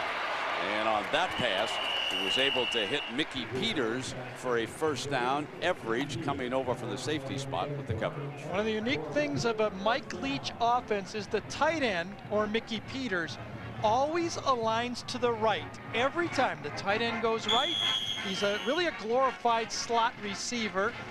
He's the leading receiver in the country, but number 86 will always go to the right. Might be in the slot, but he always lines up.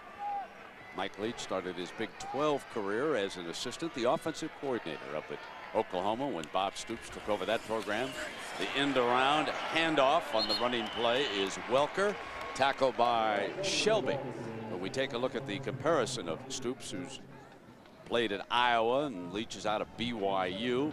And you can see that Bob Stoops is headed for a possible 2nd national championship. He has already won 3 of 4 bowl games, including last year, a big Rose Bowl triumph over Washington State.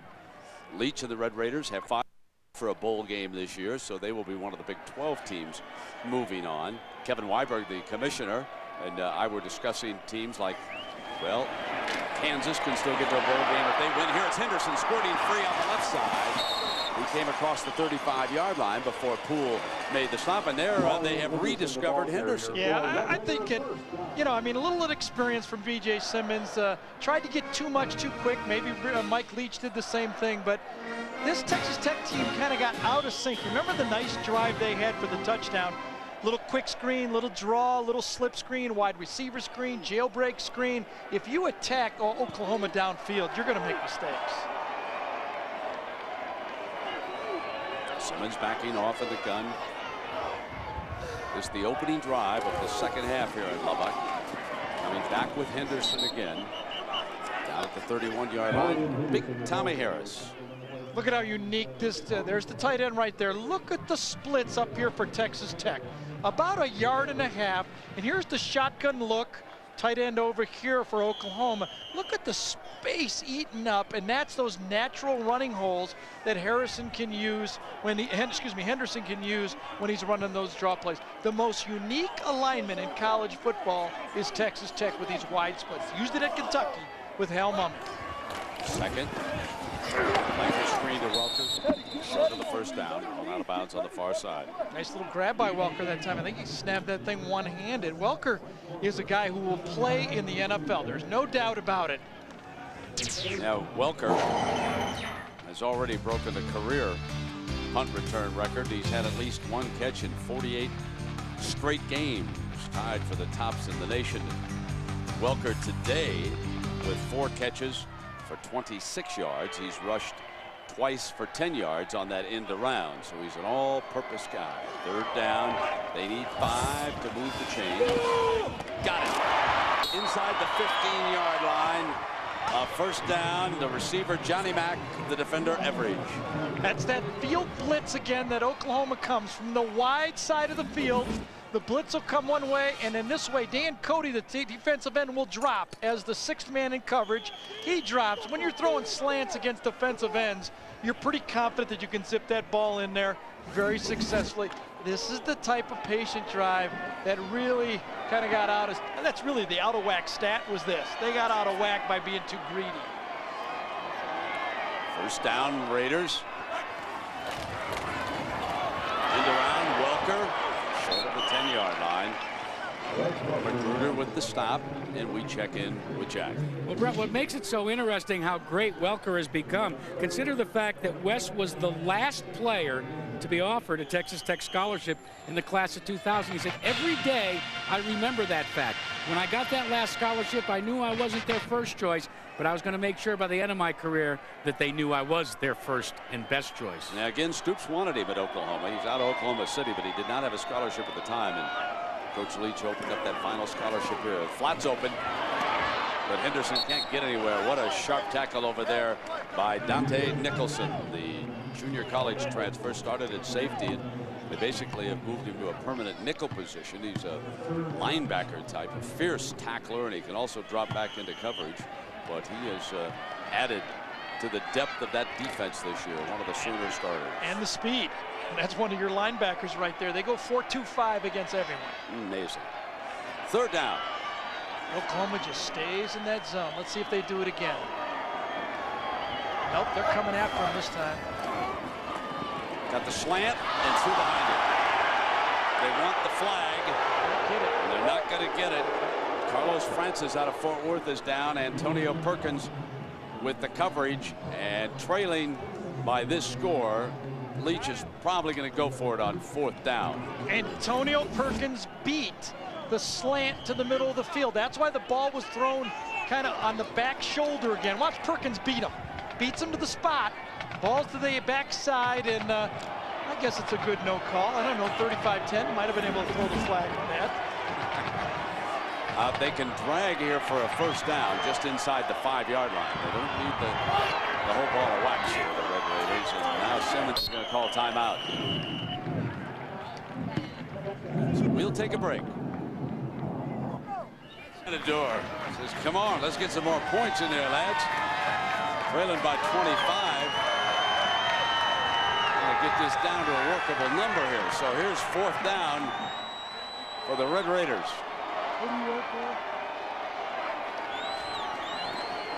Simmons has time, can't find anybody open. Shakes free, fires, deflected, intercepted. The 5th turnover. This is Derek Strait bringing it out, and Strait's alive. Look out, boys. This is plus 100. If he gets it to the house, he can be caught from behind. No! Got a block. Oh, short of the end zone. Derek Strait in a foot race after the pick. Remember, Derek Strait had that hamstring and missed a couple of games. It looked like he could really never open up after he got it. It was a tremendous run. 4th down play, BJ has to throw the ball, right? I mean, you got to throw it. You can't get sacked, so you just throw it up for grabs. Dan Cody puts the pressure on right there. Ball is tipped up front, or dropped up front by Teddy Lehman again. And then Derek Strait kind of runs out of gas here. And when you run out of gas, those old injuries start to come back. And I give a lot of credit to Texas Tech for not giving up. Look at Lehman peel back on Henderson, opened it up, and then Mickey Peters got him out of bounds at the 3-yard line. Couple of things from that play. as Jones is short of the end zone. Number one, Tommy Harris took a shot at Simmons as he let go of the ball. I mean, he got a shot.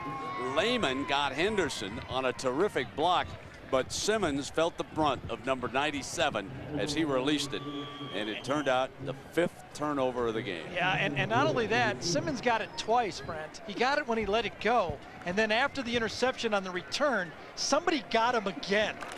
Got knocked down twice on it. Look at PJ laughing. He goes, yeah, well, 4th down, I had to let it go. What are you going to do? There's that power eye look that Oklahoma favors inside the 5.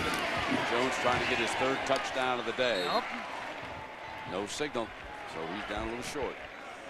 Rangale again was in on that stop. He's been pretty active defensively. Teddy Lehman got his hands on that ball again, though. Isn't he amazing linebacker, Teddy, on that thing? I mean, he's all over the field. Best range we've ever seen. Absolutely. For a college linebacker. That's at Mama's Spaghetti, isn't that what he said in the first half he liked?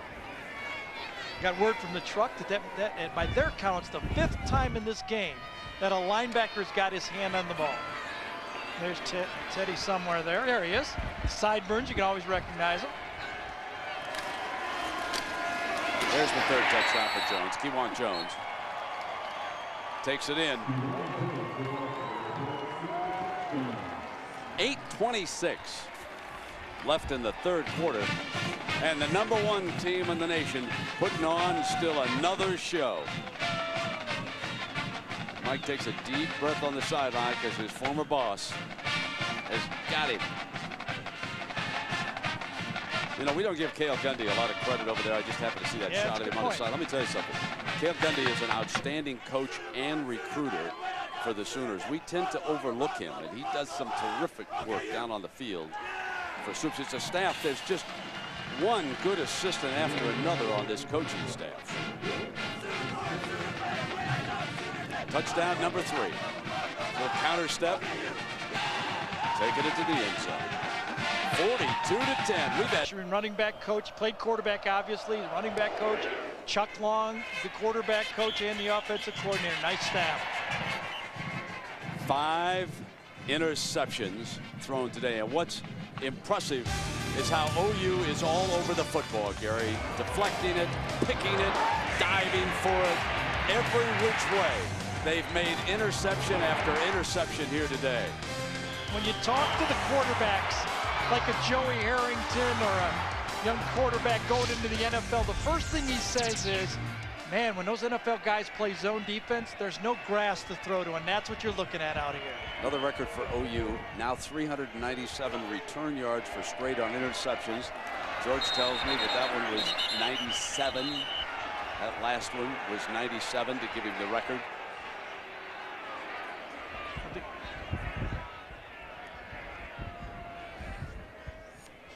Try to snap, offside, defense, 5 yards, 1st down. With an impressive performance like this, I'm not going to try to jinx OU, but it seems to us now that win or lose in the Big 12 championship game, the Sooners are headed for New Orleans. Would you agree with that, Gary? Well, not under the formula I tried to sell last week, but I would agree they're one of the best 2 teams. Tried to sell the formula that if you don't win the league championship, you can't go. But I might be changing my mind here. Set me up badly. Oh, I really did. I had you. I know. Simmons fires for the 1st down. 35, 40. And out to the 45-yard line goes Jared Hicks. Everidge makes the stop. Well, big Thanksgiving weekend, huh? I would think the Fiesta Bowl, if they lose Oklahoma, would say as a #1 choice, let's bring the horns in here with Vincent Young and all those weapons at wide receiver, all those fans from Texas. What a great stop that would be from Tempe. But Texas A&M could make its entire season with one of the biggest upsets of the year. That is a huge rivalry game. Now, Nebraska, Colorado. Folks, write it down. Frank Solich needs to go to Boulder and win that football game. There's going to be trouble in River City. Colorado really beat him up there a couple years ago and started their demise.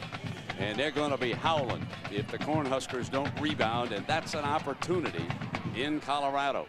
This is not one of Gary Barnett's better teams up there at Colorado. So that's another good game on Friday. So there's some great storylines on Friday. Yeah, transition year for Colorado, no doubt about that. Had to rebuild that offensive line. There's that end-around look and kept this time. And Mack breaks free. Ridden down by number 20 and Antonio Perkins, I should say, number 28. Came from behind and made the stop. Well, one thing you don't really care about at running back is how tall a running back is. I mean, the NFL is filled with guys that are under 5'9", 5'8". Johnny Mack, though, is 5'6". Mike Leach told us he's got spindly legs, but he can actually dead squat the whole rack. And this guy's strong. He pass blocks, as you can see. He's got good speed. 27 yards. Simmons coming up under center. Gary, Oklahoma has no intensity in the defensive backfield right now. They're just looking at the clock, so let's get out of here. Complete inside the 5-yard line. Cody Fuller. His first positive play of the game. Perkins, and it's 23 yards, and it's 1st and goal for the Red Raiders. Well, you got nothing else to do if you're Texas Tech but throw the ball. That's your whole offense, and you can see why they give teams not to this level of tough football game, because if you can't put pressure on the quarterback, and look, Oklahoma can't do it consistently, you're going to have to cover these little quick receivers all over the field, and you got a quarterback that can deliver the ball. Johnny Mack, lightning quick, the running back, and not Henderson, lined up behind B.J. Simmons. Here's Mack splits. That was a big turnover last time. Touchdown, Red Raiders.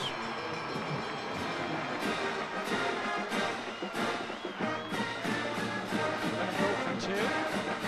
What do you think about that, Gary? You never liked chasing. It's chasing. The guy's 3 miles ahead of you. You might as well. If there's a way you could go for 3, I'd go for 3 right now, too. That's a great line of Antoine Walker, who's now playing with the Dallas Mavericks. I said to him, how can you shoot so many of those funky threes? He said, because there ain't no 4s. Here we go, the 2-point conversion. You got to like the Red Raiders' chances here. Yep. They have that because they're so well spread out. You got the running attack, and the seam's almost there. You run the ball. If you had the running quarterback, if BJ didn't have that bad knee, you could also run the quarterback draw, but he doesn't have it. Puts 3 wide over there. You can see at the top of your screen. Max slips out, looking middle though. There's the 2. He put it in the hands of Jarrett Hicks. It's 42-18. So B.J. Simmons and Texas Tech with a nice 80-yard drive. Took a minute 40 and finished off by running back Johnny Mack that time. The Red Raiders not quitting without a bit of a battle here in Lubbock. Why not? It's West Texas. Well, a quick look at that Pontiac high-performance drive summary, and Gary, that's a good drive, 80 yards for the Red Raiders. Yeah, Johnny Mack had the big play, that long run on the play. That's kind of, and I don't think Oklahoma was even into the football game. Look at, they're not even lining up right on the kickoff right now. Texas Tech lined up in a potential onside kick, and Oklahoma calls timeout. My mistake. That was a good play by Oklahoma. So they'll rehuddle, and what do you think tonight of Kansas State and Missouri up there in Manhattan? I don't think there's any quarterback that's hotter right now than L. Roberson. I know he has those off games, but when he gets running the ball and throwing the ball like he is with James Terry, I like Kansas State. Let's take a look at the scoring machine behind Jason White.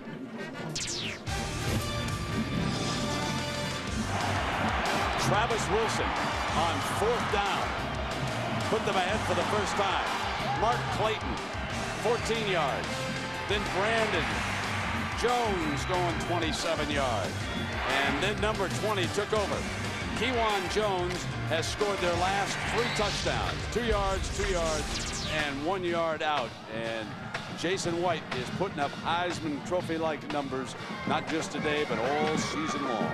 I personally, I don't know. Should I do this? I have a vote, and it's hard for me not to vote for Jason White. He's had a wonderful year. I mean, coming back from those 2 knee injuries and getting himself prepared to play like he has. He's got an undefeated team. Anybody that has ever played sports know how hard it is to go undefeated no matter how good a team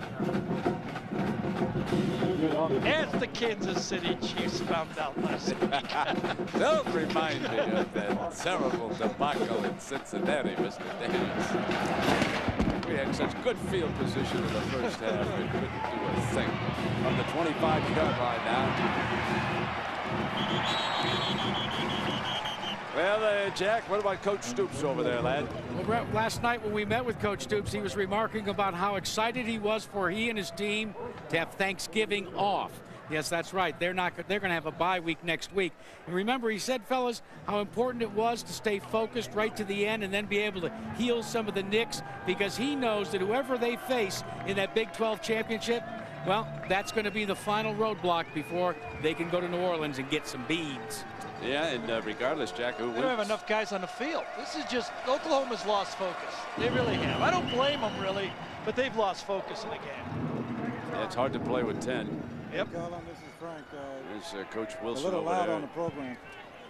I mean, Coach Stoops is not happy with what's happening here. No, I mean, you're up 42-10, and you say we can't lose. Let's get ready for. 42-18. Well, it was 42-10, Oh. and they lost focus, and then they got that 8-pointer.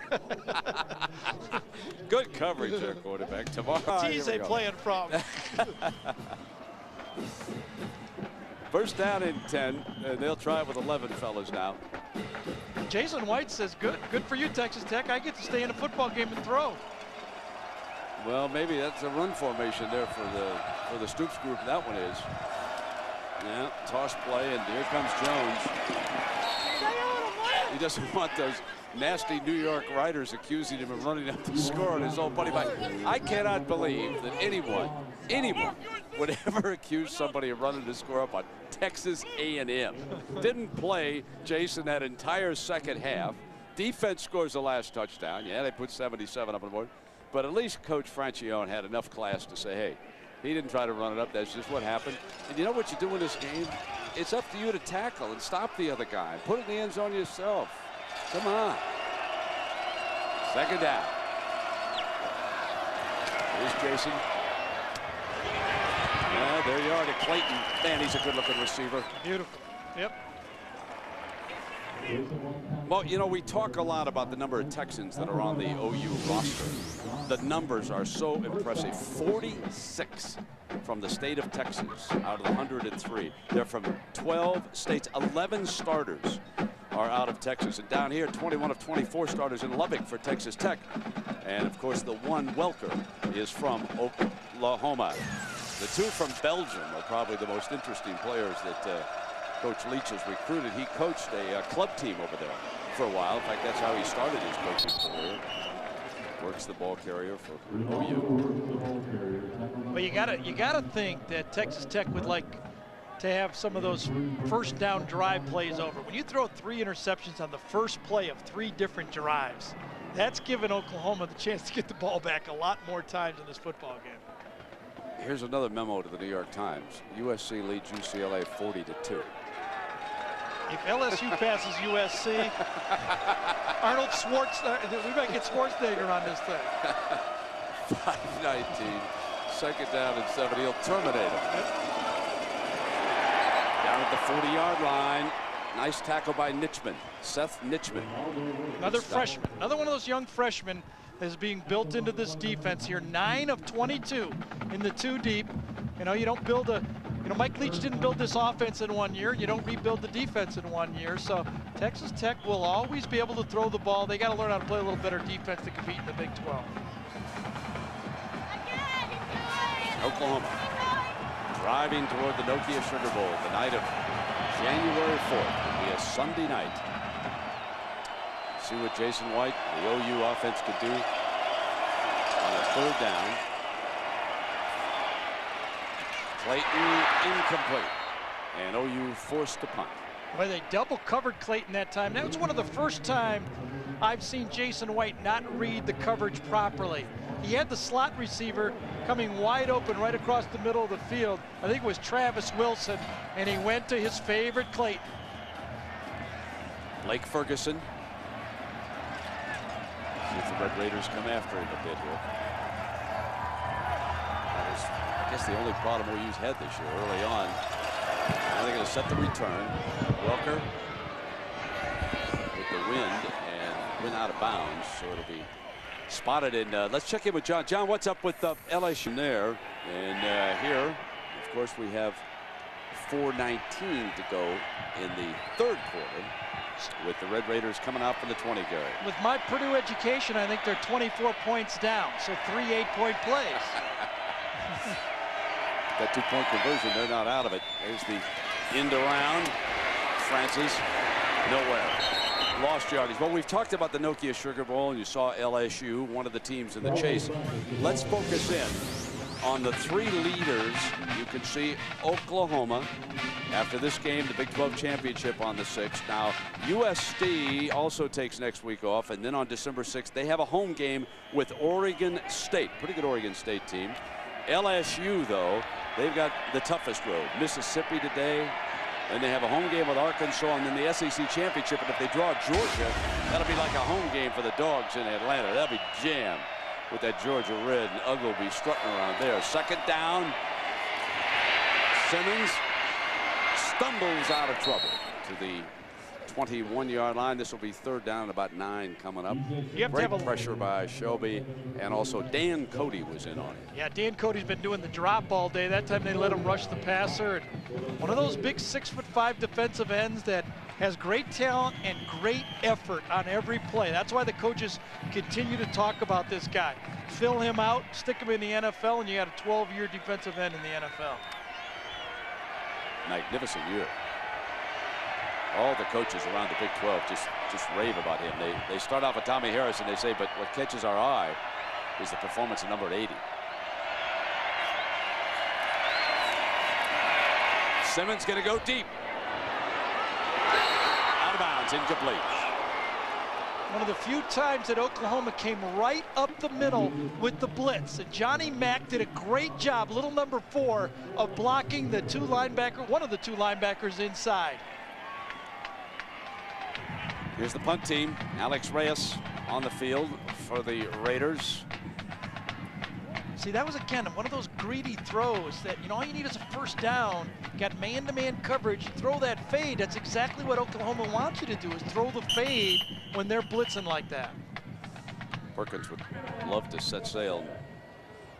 Timeout has been called. Time permitting now, we'll have the Thrifty car rental post-game report with John, Terry, and Craig. They'll get you up to date. And we check in down below with Jackaroo. Well, Brent, I feel right at home. As you know, my wife Wendy raises horses, so I'm here with Midnight Matador, but they won't let me ride the horse. What? That's it? There I go again. Mucking stalls again. All right, I'll see you guys later.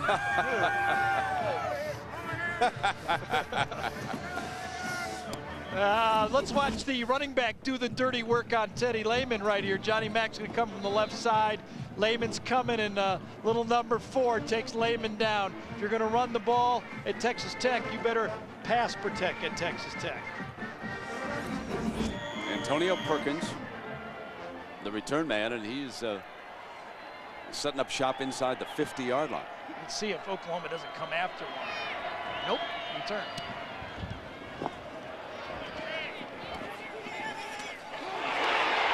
Oh, great play. Oklahoma almost turned it over, and did they? Yes. Wow. They did. The Red Raiders. Cody Fuller. And you wonder if the wind, Cody Fuller, one of the wide receivers, recovers this. It hit the blocker, Brent, who was trying to yes, it actually did. It hit the guy who was trying to block one of the Hawks that time, and that's when it didn't even get to Perkins on the play. It hit number 13, Eric Bassey, I think, for Oklahoma, who was trying to block on the return. And Perkins almost recovered it. Yep. And that replay couldn't get the handle. That allowed Fuller. And it gives Simmons and the Red Raiders half a field to work with. He throws this one away. He'll live to fight another day. 2nd down and 10. Pressured that time by Jonathan Jackson, 49. With this offense, you're not out of it when you're down 3 scores, but you are facing the Oklahoma defense, so we don't want to overhype that. Right. It's not going to be easy for Coach Leach. And the Oklahoma offense. It's not likely to stay at 42. That's the problem. They got another quarter to score also. We're at 60 points in this game, and we're not through the 3rd quarter.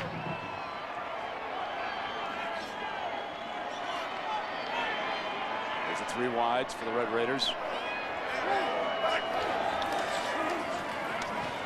And using Mack as the running back. Allen, the stop in the middle. That's one of their staples. They run the ball inside by faking the sweep to a wide receiver all the time. Did it against Texas 10, 11 times. And they've done it today 6, 8 times. Mike Leach is the guy who signals the plays into a wristband. So there's no way Oklahoma can steal the plays or know his signals.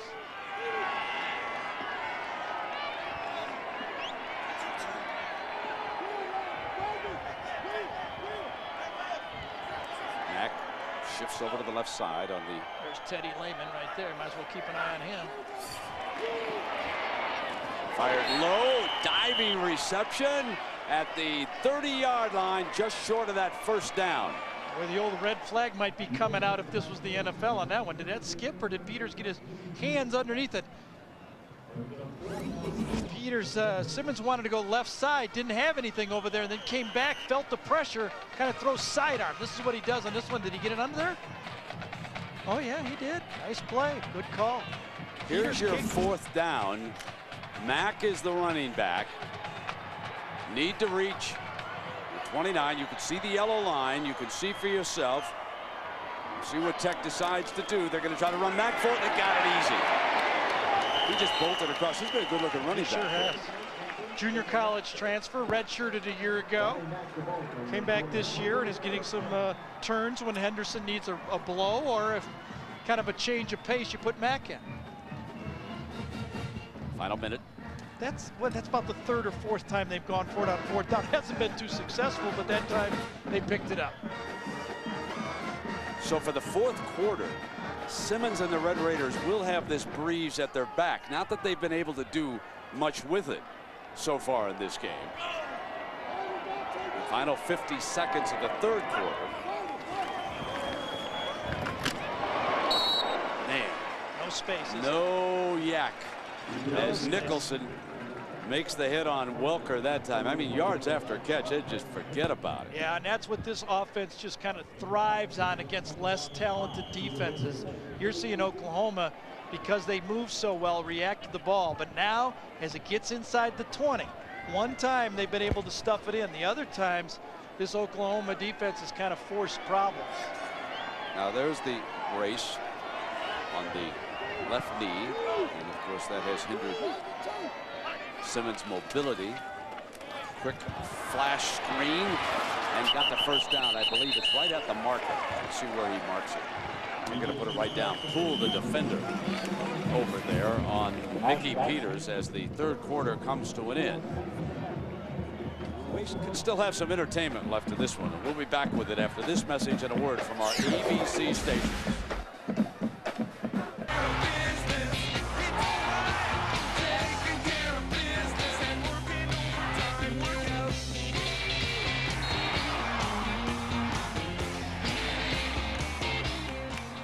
Indeed, the Sooners have been taking care of business, but they came up just a few inches short on that measurement while you all were away. So we got 3rd and short.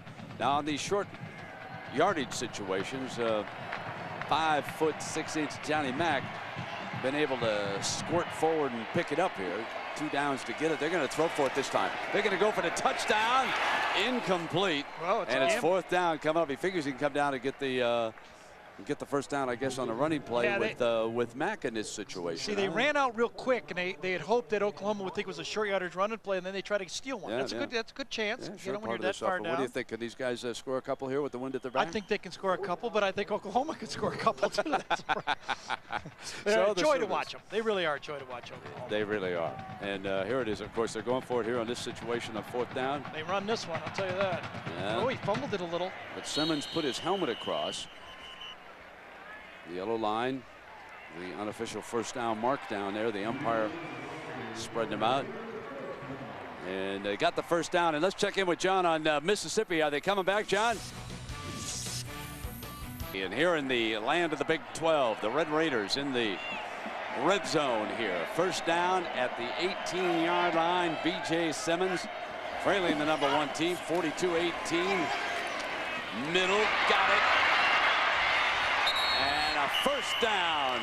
And that was Carlos Francis from Fort Worth. He already has more than 1,000 yards Great this season. patience. And Straight's hurt. Oh, yeah, he did. Came down with his left elbow, arm or something there, huh? Great patience by B.J. Simmons that time. Wanted to go out here, but didn't have it. And then he came back and dropped it off right inside to his checkoff man. That's what you got to do. You don't have it downfield, don't feel comfortable. Remember, drop it off and live to play another game. Eric Bassey has replaced the injured Strait. Strait back on the bench receiving medical attention. Out of bounds at the 2-yard line that time. So Wes Welker picks up more yardage, and Nicholson with the stop. If you're going to throw these quick plays, you got to have a quick release, and he does. BJ throws it quick, gets it out in front of the receiver. Wes Welker's like a running back, one of those smallish receivers that's almost a run and shoot type play. Remember the old Mouse Davis run and shoot? That's exactly what that play was. Great picture for an OU fan to see Strait come right back on the field here. Second down and goal from the 1-yard line. Get that 2-point play ready if you're Texas Tech.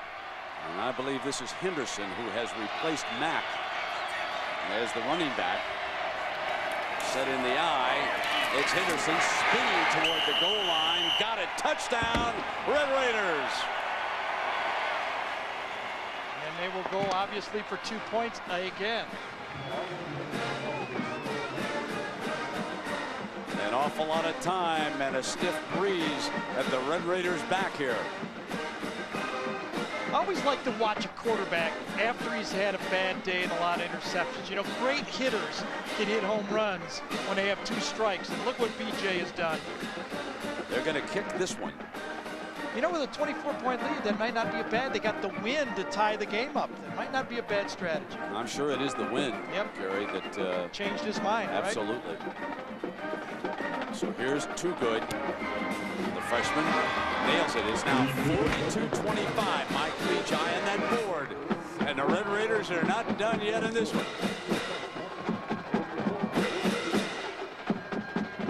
The good hands team is on the field for Oklahoma in case Texas Tech decides for the onside kick. There are 2 deep men, not that deep, but they're standing back at the 20. Now, if Texas Tech gets a signal to go ahead and take it deep with this wind, Too Good will kick it out of the end zone, and the breeze now blows it off the tee. So they have to decide what to do. 14 minutes left in the game in regulation, 42-25. Sooners with the lead. And Leach back there discussing strategy with his coaching staff. 42-25 is 17. That's why Mike Leach went for the extra point. 2 touchdowns and a field goal ties it.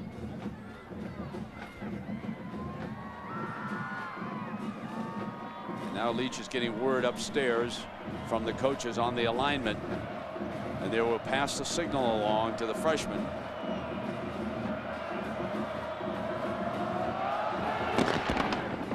All right, that means Oklahoma will bring it out on the 20-yard line. The Pac Life game summary. Jason White, 18 of 28. And B.J. Simmons breaks a record today, 28 of 47. Most passing yards in the season. Mark Clayton, 7 catches, 121 yards.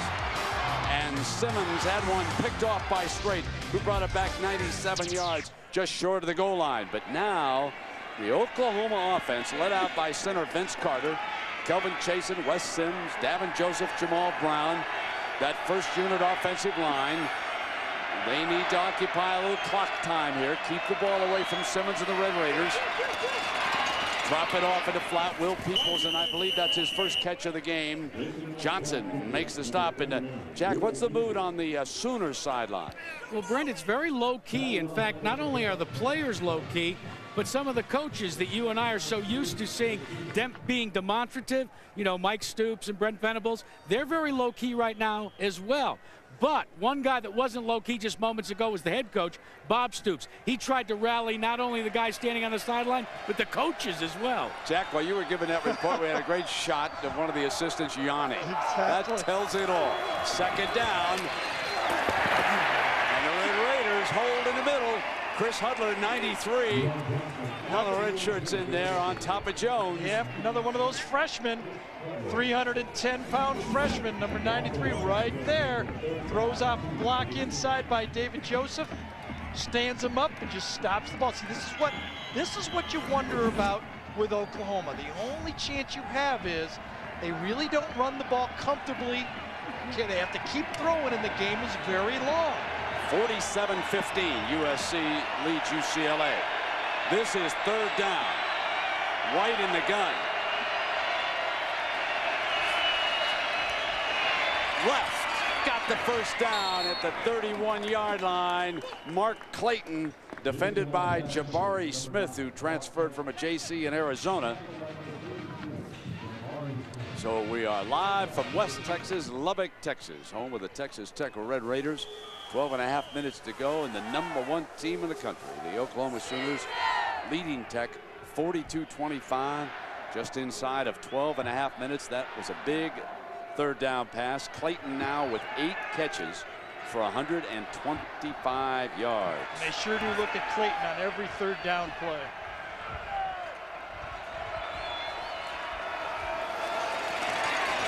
Breaking the daylight is Works. Solid first down play for about 7 yards. Meeks stops. Is it Meeks? Young safety, sophomore safety, did a nice job on Works, who's healthy. Had that bruised back, but coming right out at you. Running the ball.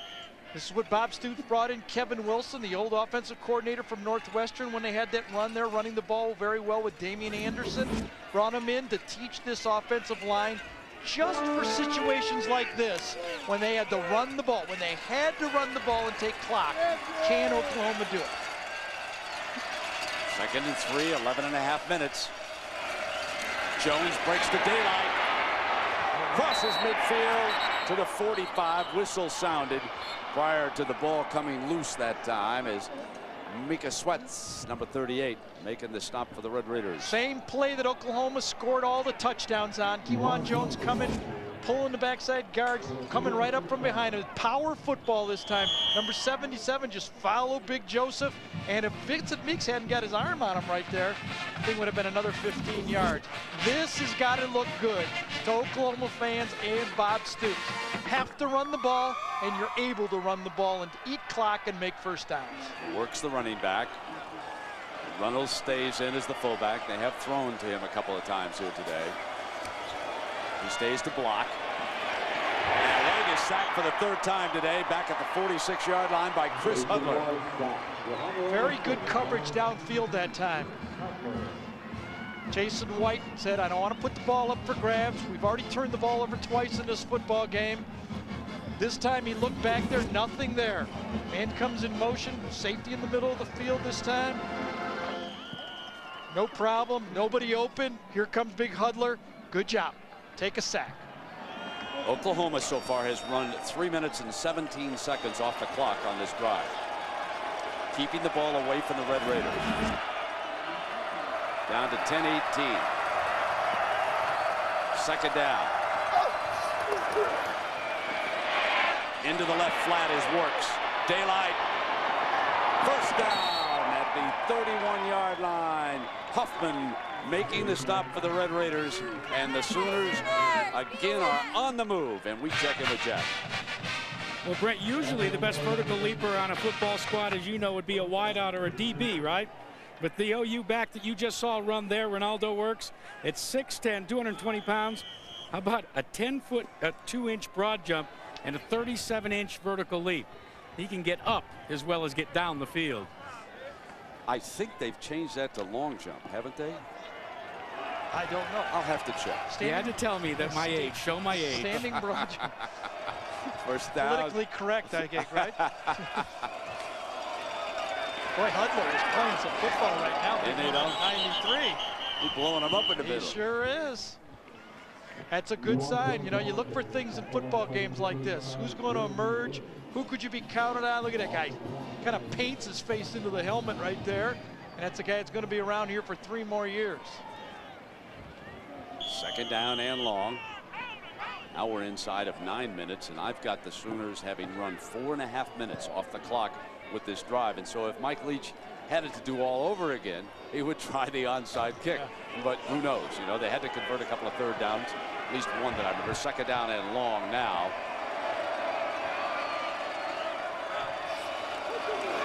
Here's Jones on the toss left, keeps the clock running to daylight to the 25-yard line. And a reminder that after leading their teams to incredible overtime wins in the conference finals, Landon Donovan and the San Jose Earthquakes battle Chris Armas and the Chicago Fire in MLS Cup 2003 tomorrow at 3:30 Eastern on ABC Sports Championship Television. Landon Donovan, didn't I read that someone took him out to a football field? He'd never played football, and he whacked a field goal 60, 70 yards or that something. Makes sense. Probably could do it with both feet too, couldn't he? Yeah, indeed. Third down and 2 here for the Sooners. Now they have eaten up over 5 minutes on that clock, getting it down to 8 minutes. And they'll kick a field goal too if they get a chance. Helmet off. Jones for the first down to the 17-yard line, and Tim Norman. Norman lost his helmet on the play. Well, they lost Ryan Aycock early, and Brent talked about that, number 28, their leading tackler and interceptor. And I think Tech has done about as well as they could, considering the interceptions, to stay in the football game. Yep. We've got a timeout here with 8 minutes to play. First and 10, 8:06 to go.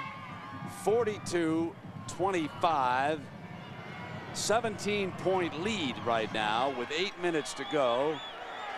First down, and there are some folks pulling for some more points in this paper. Right, Texas Tech has no timeouts left, so it's going to be at least 3 more minutes on this drive. Toss play to Jones.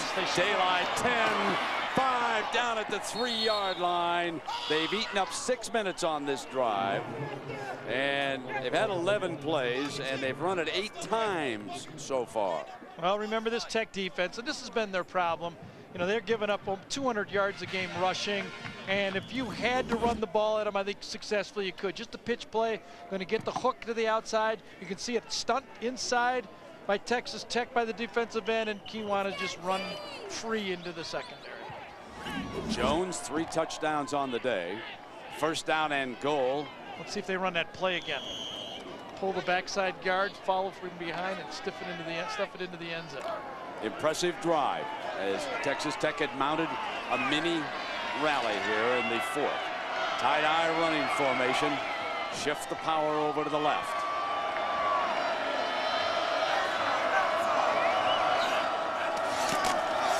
Looking for 4. A yard short. Now let's check in again on Ole Miss. Have they taken the lead, John? Well, Brent, they were looking to tie the game. Jonathan Nichols had already missed one in the game. He'd missed one all year before that. That's his second miss. 36 yards out, so it remains a 3-point lead for LSU. Ole Miss with the ball. Interesting day as far as USC is concerned. Ohio State has already lost. LSU in a dogfight against Mississippi. Oklahoma trying to win by more than 20 here. Second down and goal. 6:40. There it is, his 4th touchdown. Jones walks in. Kewan Jones, 4 touchdowns on the day. Same play on all 4 of the touchdowns. Power O. This time it was Kelvin Chasen, number 70, coming right at you. Pull the backside guard. Kick out by J.D. Runnels right there and just walk into the end zone. That is what Bob Stoops wanted to finish off. Take a good, well, they were a great team. They won the national championship. Make them even better with Kevin Wilson right there, who kind of congratulated Kevin Jones, right, Kewan Jones, to be able to run the ball for tough yards. Ray DiCarlo. Tacks it on. So Oklahoma moving closer and closer to Bourbon Street.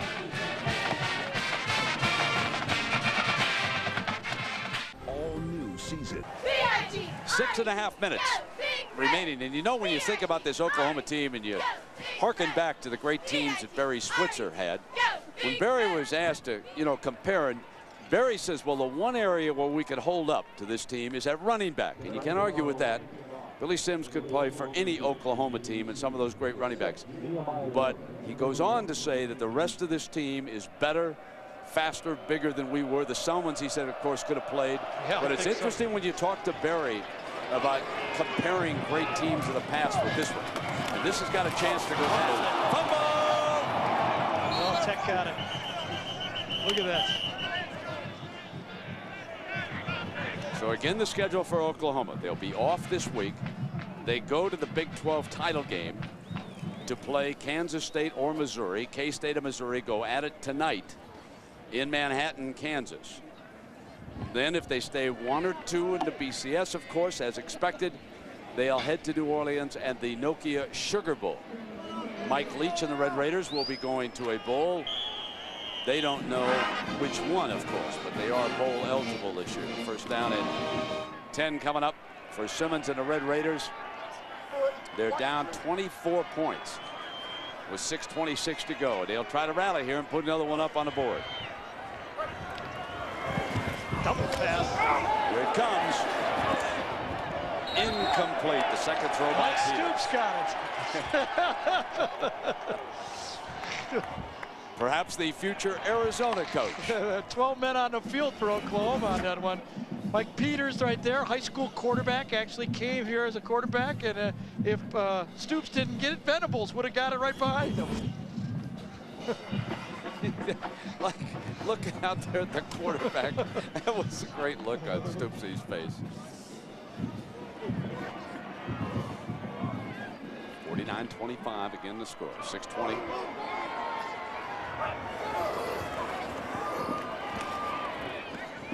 Incomplete, and it's third down as we remind you of the small alias. I know what happens next. She wears a wig and some really good looking dress in the middle of the show. I count on you for all of prime time insights. A football game somewhere that I'll be watching. My wife gets very upset when I watch that show. Okay, third down and 10. You obviously were not in the audience for Victoria's Secret, right? And Simmons wrestled down, thrown to the ground at the 32. And how about LSU now, John? Did they respond? Have it. They'll run the clock out closer than some expected. A 3-point win for LSU. They stay unbeaten, and they'll jump into that 3 spot. As we project ahead, I should never do that with the way those wacky computers have been spitting out rankings, but Oklahoma certainly will stay 1. USC now figures to jump to 2. What a punt, huh? With the breeze at your back. Reyes let that one go. George, how far was that punt? 67 yards, baby. Got a good future as a punter down here, especially with a 25-mile-an-hour wind at your back. Timeout. Dropped Ohio State out of an opportunity apparently to defend the national championship. They won Fiesta Bowl a year ago when they upset Miami. So now you're looking at a team that figures to be there. Oklahoma, Jones, a strong presence for OU, especially inside the 5 as we check back now on your BCS standings presented by Allstate. Gary can just draw a line through number 2 and number 8 because there's going to be a whole lot of shaking going on. Now the Georgia-Tennessee thing is kind of interesting because that could still figure in how they sort out the SEC East if they stay that close to each other, and the win in that situation would go to Georgia. The third-place team, Florida, will be eliminated, and Georgia, having beaten Tennessee, would advance to play LSU if LSU beats Arkansas next week. Then it would be LSU and Georgia for the SEC championship. Here in the Big 12, it will be Oklahoma for sure against either Kansas State or Missouri. And again, those two teams go at it tonight in Manhattan, Kansas. Just a few minutes. Don't they start just in a few minutes, I think? Is that right? Kick it off. Well, you take over here. I'm going to go watch it. You know, Brent, we have heard all this criticism of the computers that they've hacked into your credit card and you owe a lot of people a lot of money.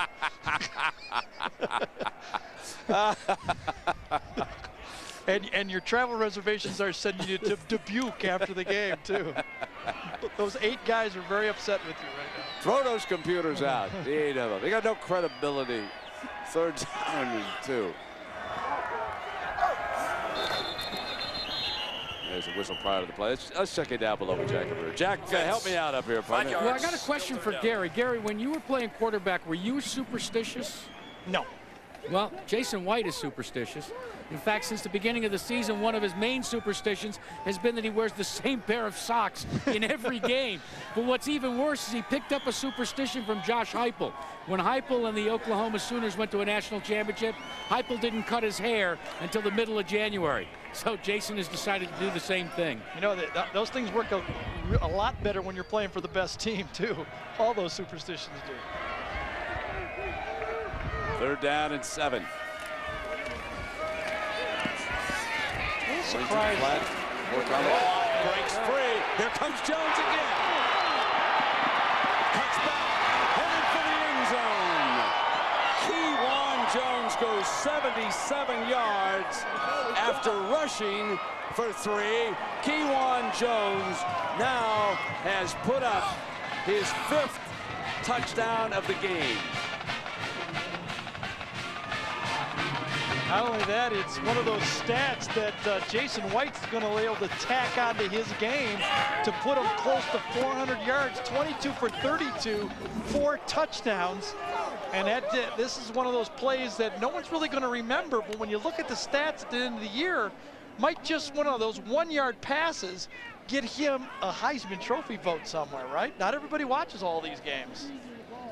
This was an amazing cut by Keywan, showing you the team speed of the Sooners as they put a 55 up on the Red Raiders here. And Marcus Boyd being helped out of the field, and he just put a move on Marcus Boyd as he approached number 11. And Marcus Boyd appeared to pull something over there, trying to make the stop. We get the final: LSU 17, Mississippi 14. So the final in, and LSU stays in the chase for the BCS championship game the night of January 4th in the Nokia Sugar Bowl.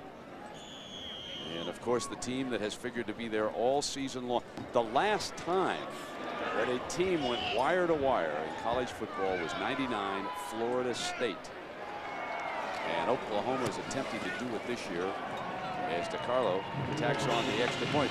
Gary, it's amazing what Keywan Jones has done. He's run for 4 touchdowns and caught 1 touchdown pass. The running touchdowns inside the 5-yard line just pounded away. What Gary told you was that power look. They just kept coming with it, and then the pass. Yeah, a little drop pass. Not even like Oklahoma was trying to score here.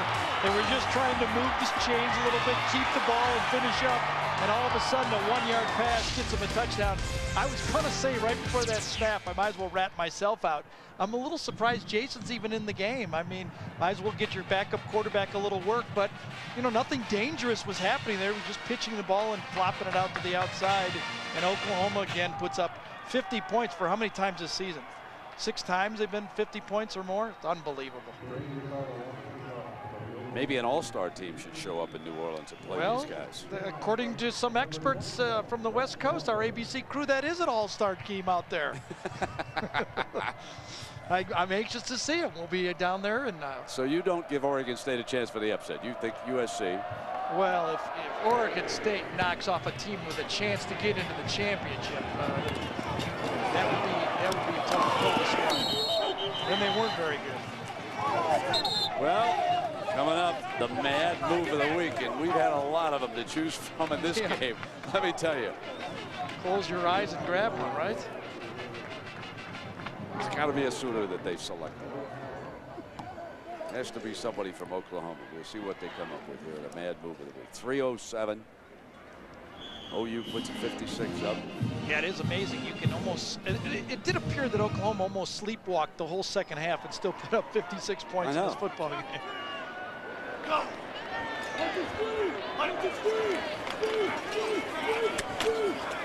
There's the quick pop out toward a first down, and let's check in now on our mad move of the week.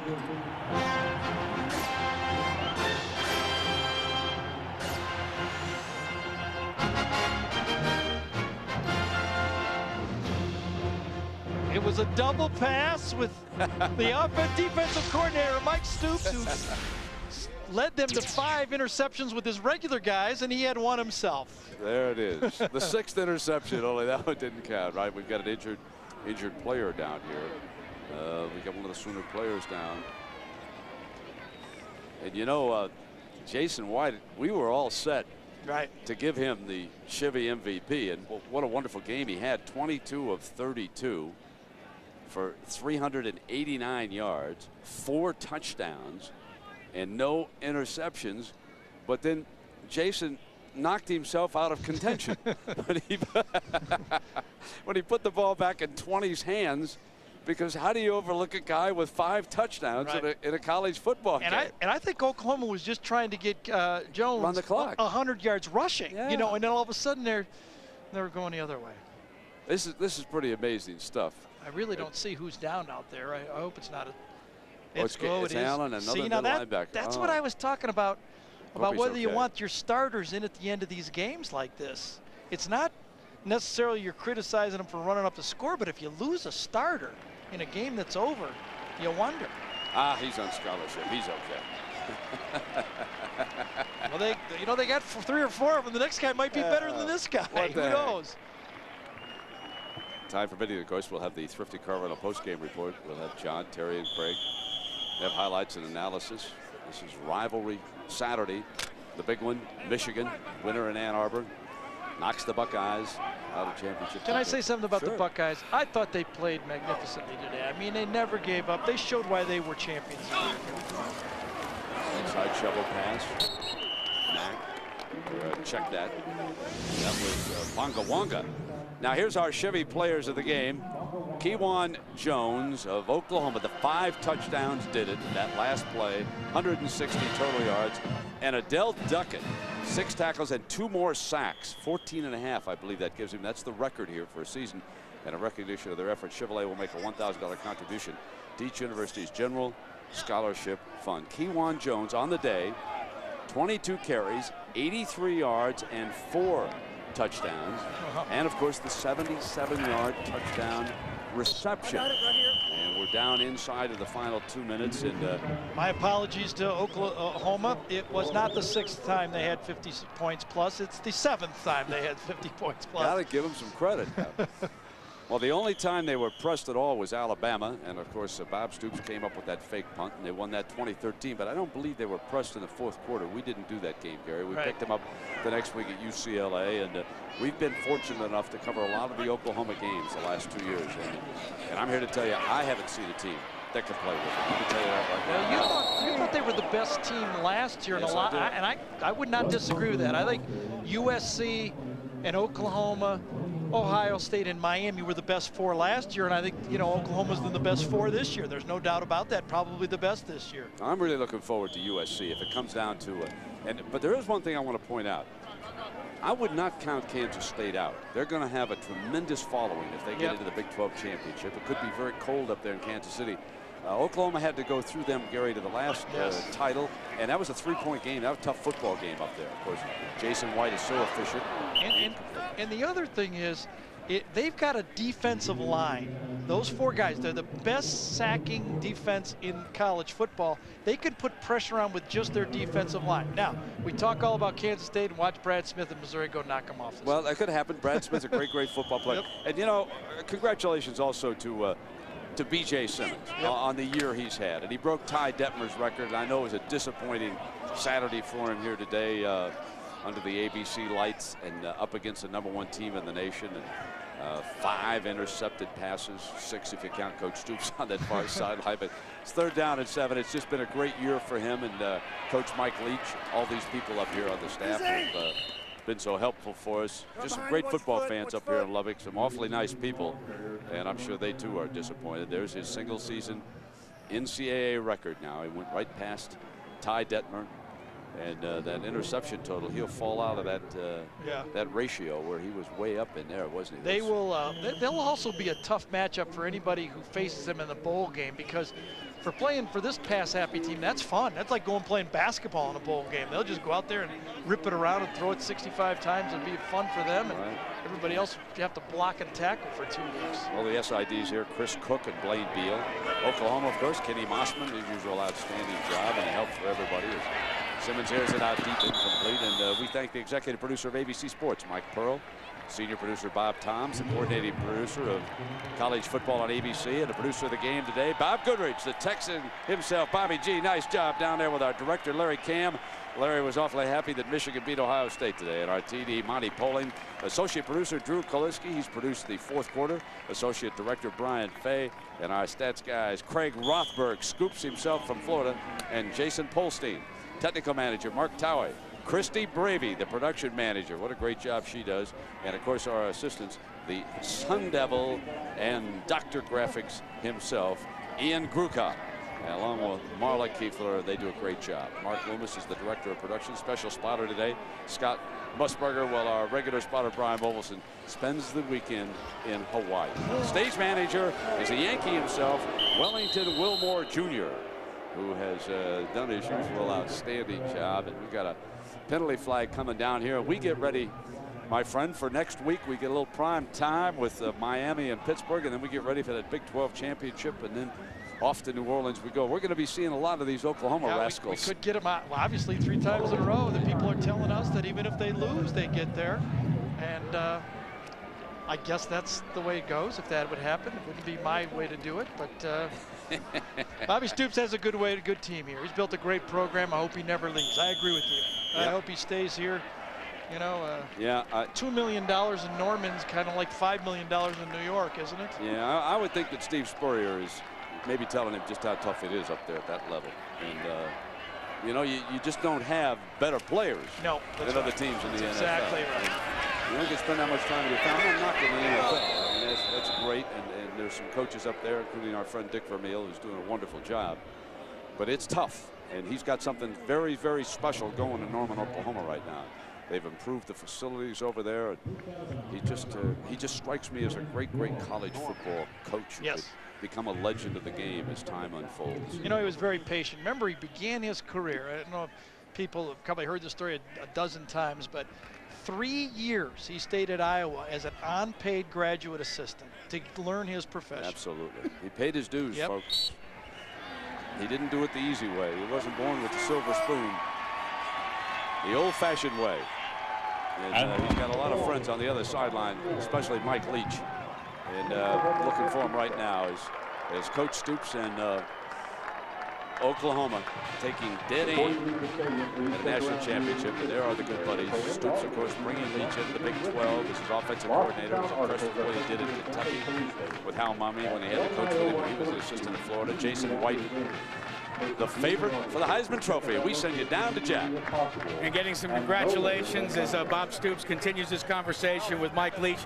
As you said, Brent, good friends. Hey, Coach, congratulations on a completely undefeated season in regular season play. It's really special. I feel very fortunate, very blessed to work with these players, these coaches, and to go through this 12-0 is really special, and excited for guys like this. Yeah, I want to talk about this guy for a moment, Jason White. Jason, a great day for you. Congratulations for you and your team. Thank you. It was all we had for both sides of the ball. It was a great win. All of a sudden, I looked up and I thought Kewan Jones reminded me of Quentin Griffin. What's going on there? Kewan ran hard in the second half, and hey, if we can take another Quentin Griffin. Hey, Brent, they could use a Quentin Griffin, but they got Kewan Jones. Yes, indeed. They got the whole package. Good job, man. So Jason White and the Oklahoma Sooners take dead aim at another national championship. And a reminder that ABC Sports is online at ESPN.com. Search ABC Sports. Don't forget now, folks, Monday night, a battle of two desperate NFL teams. Giants and the Buccaneers, 9 Eastern. Be there once again. The Sooners roll on 56-25. For Gary and Jack, I'm Brent. So long, everybody.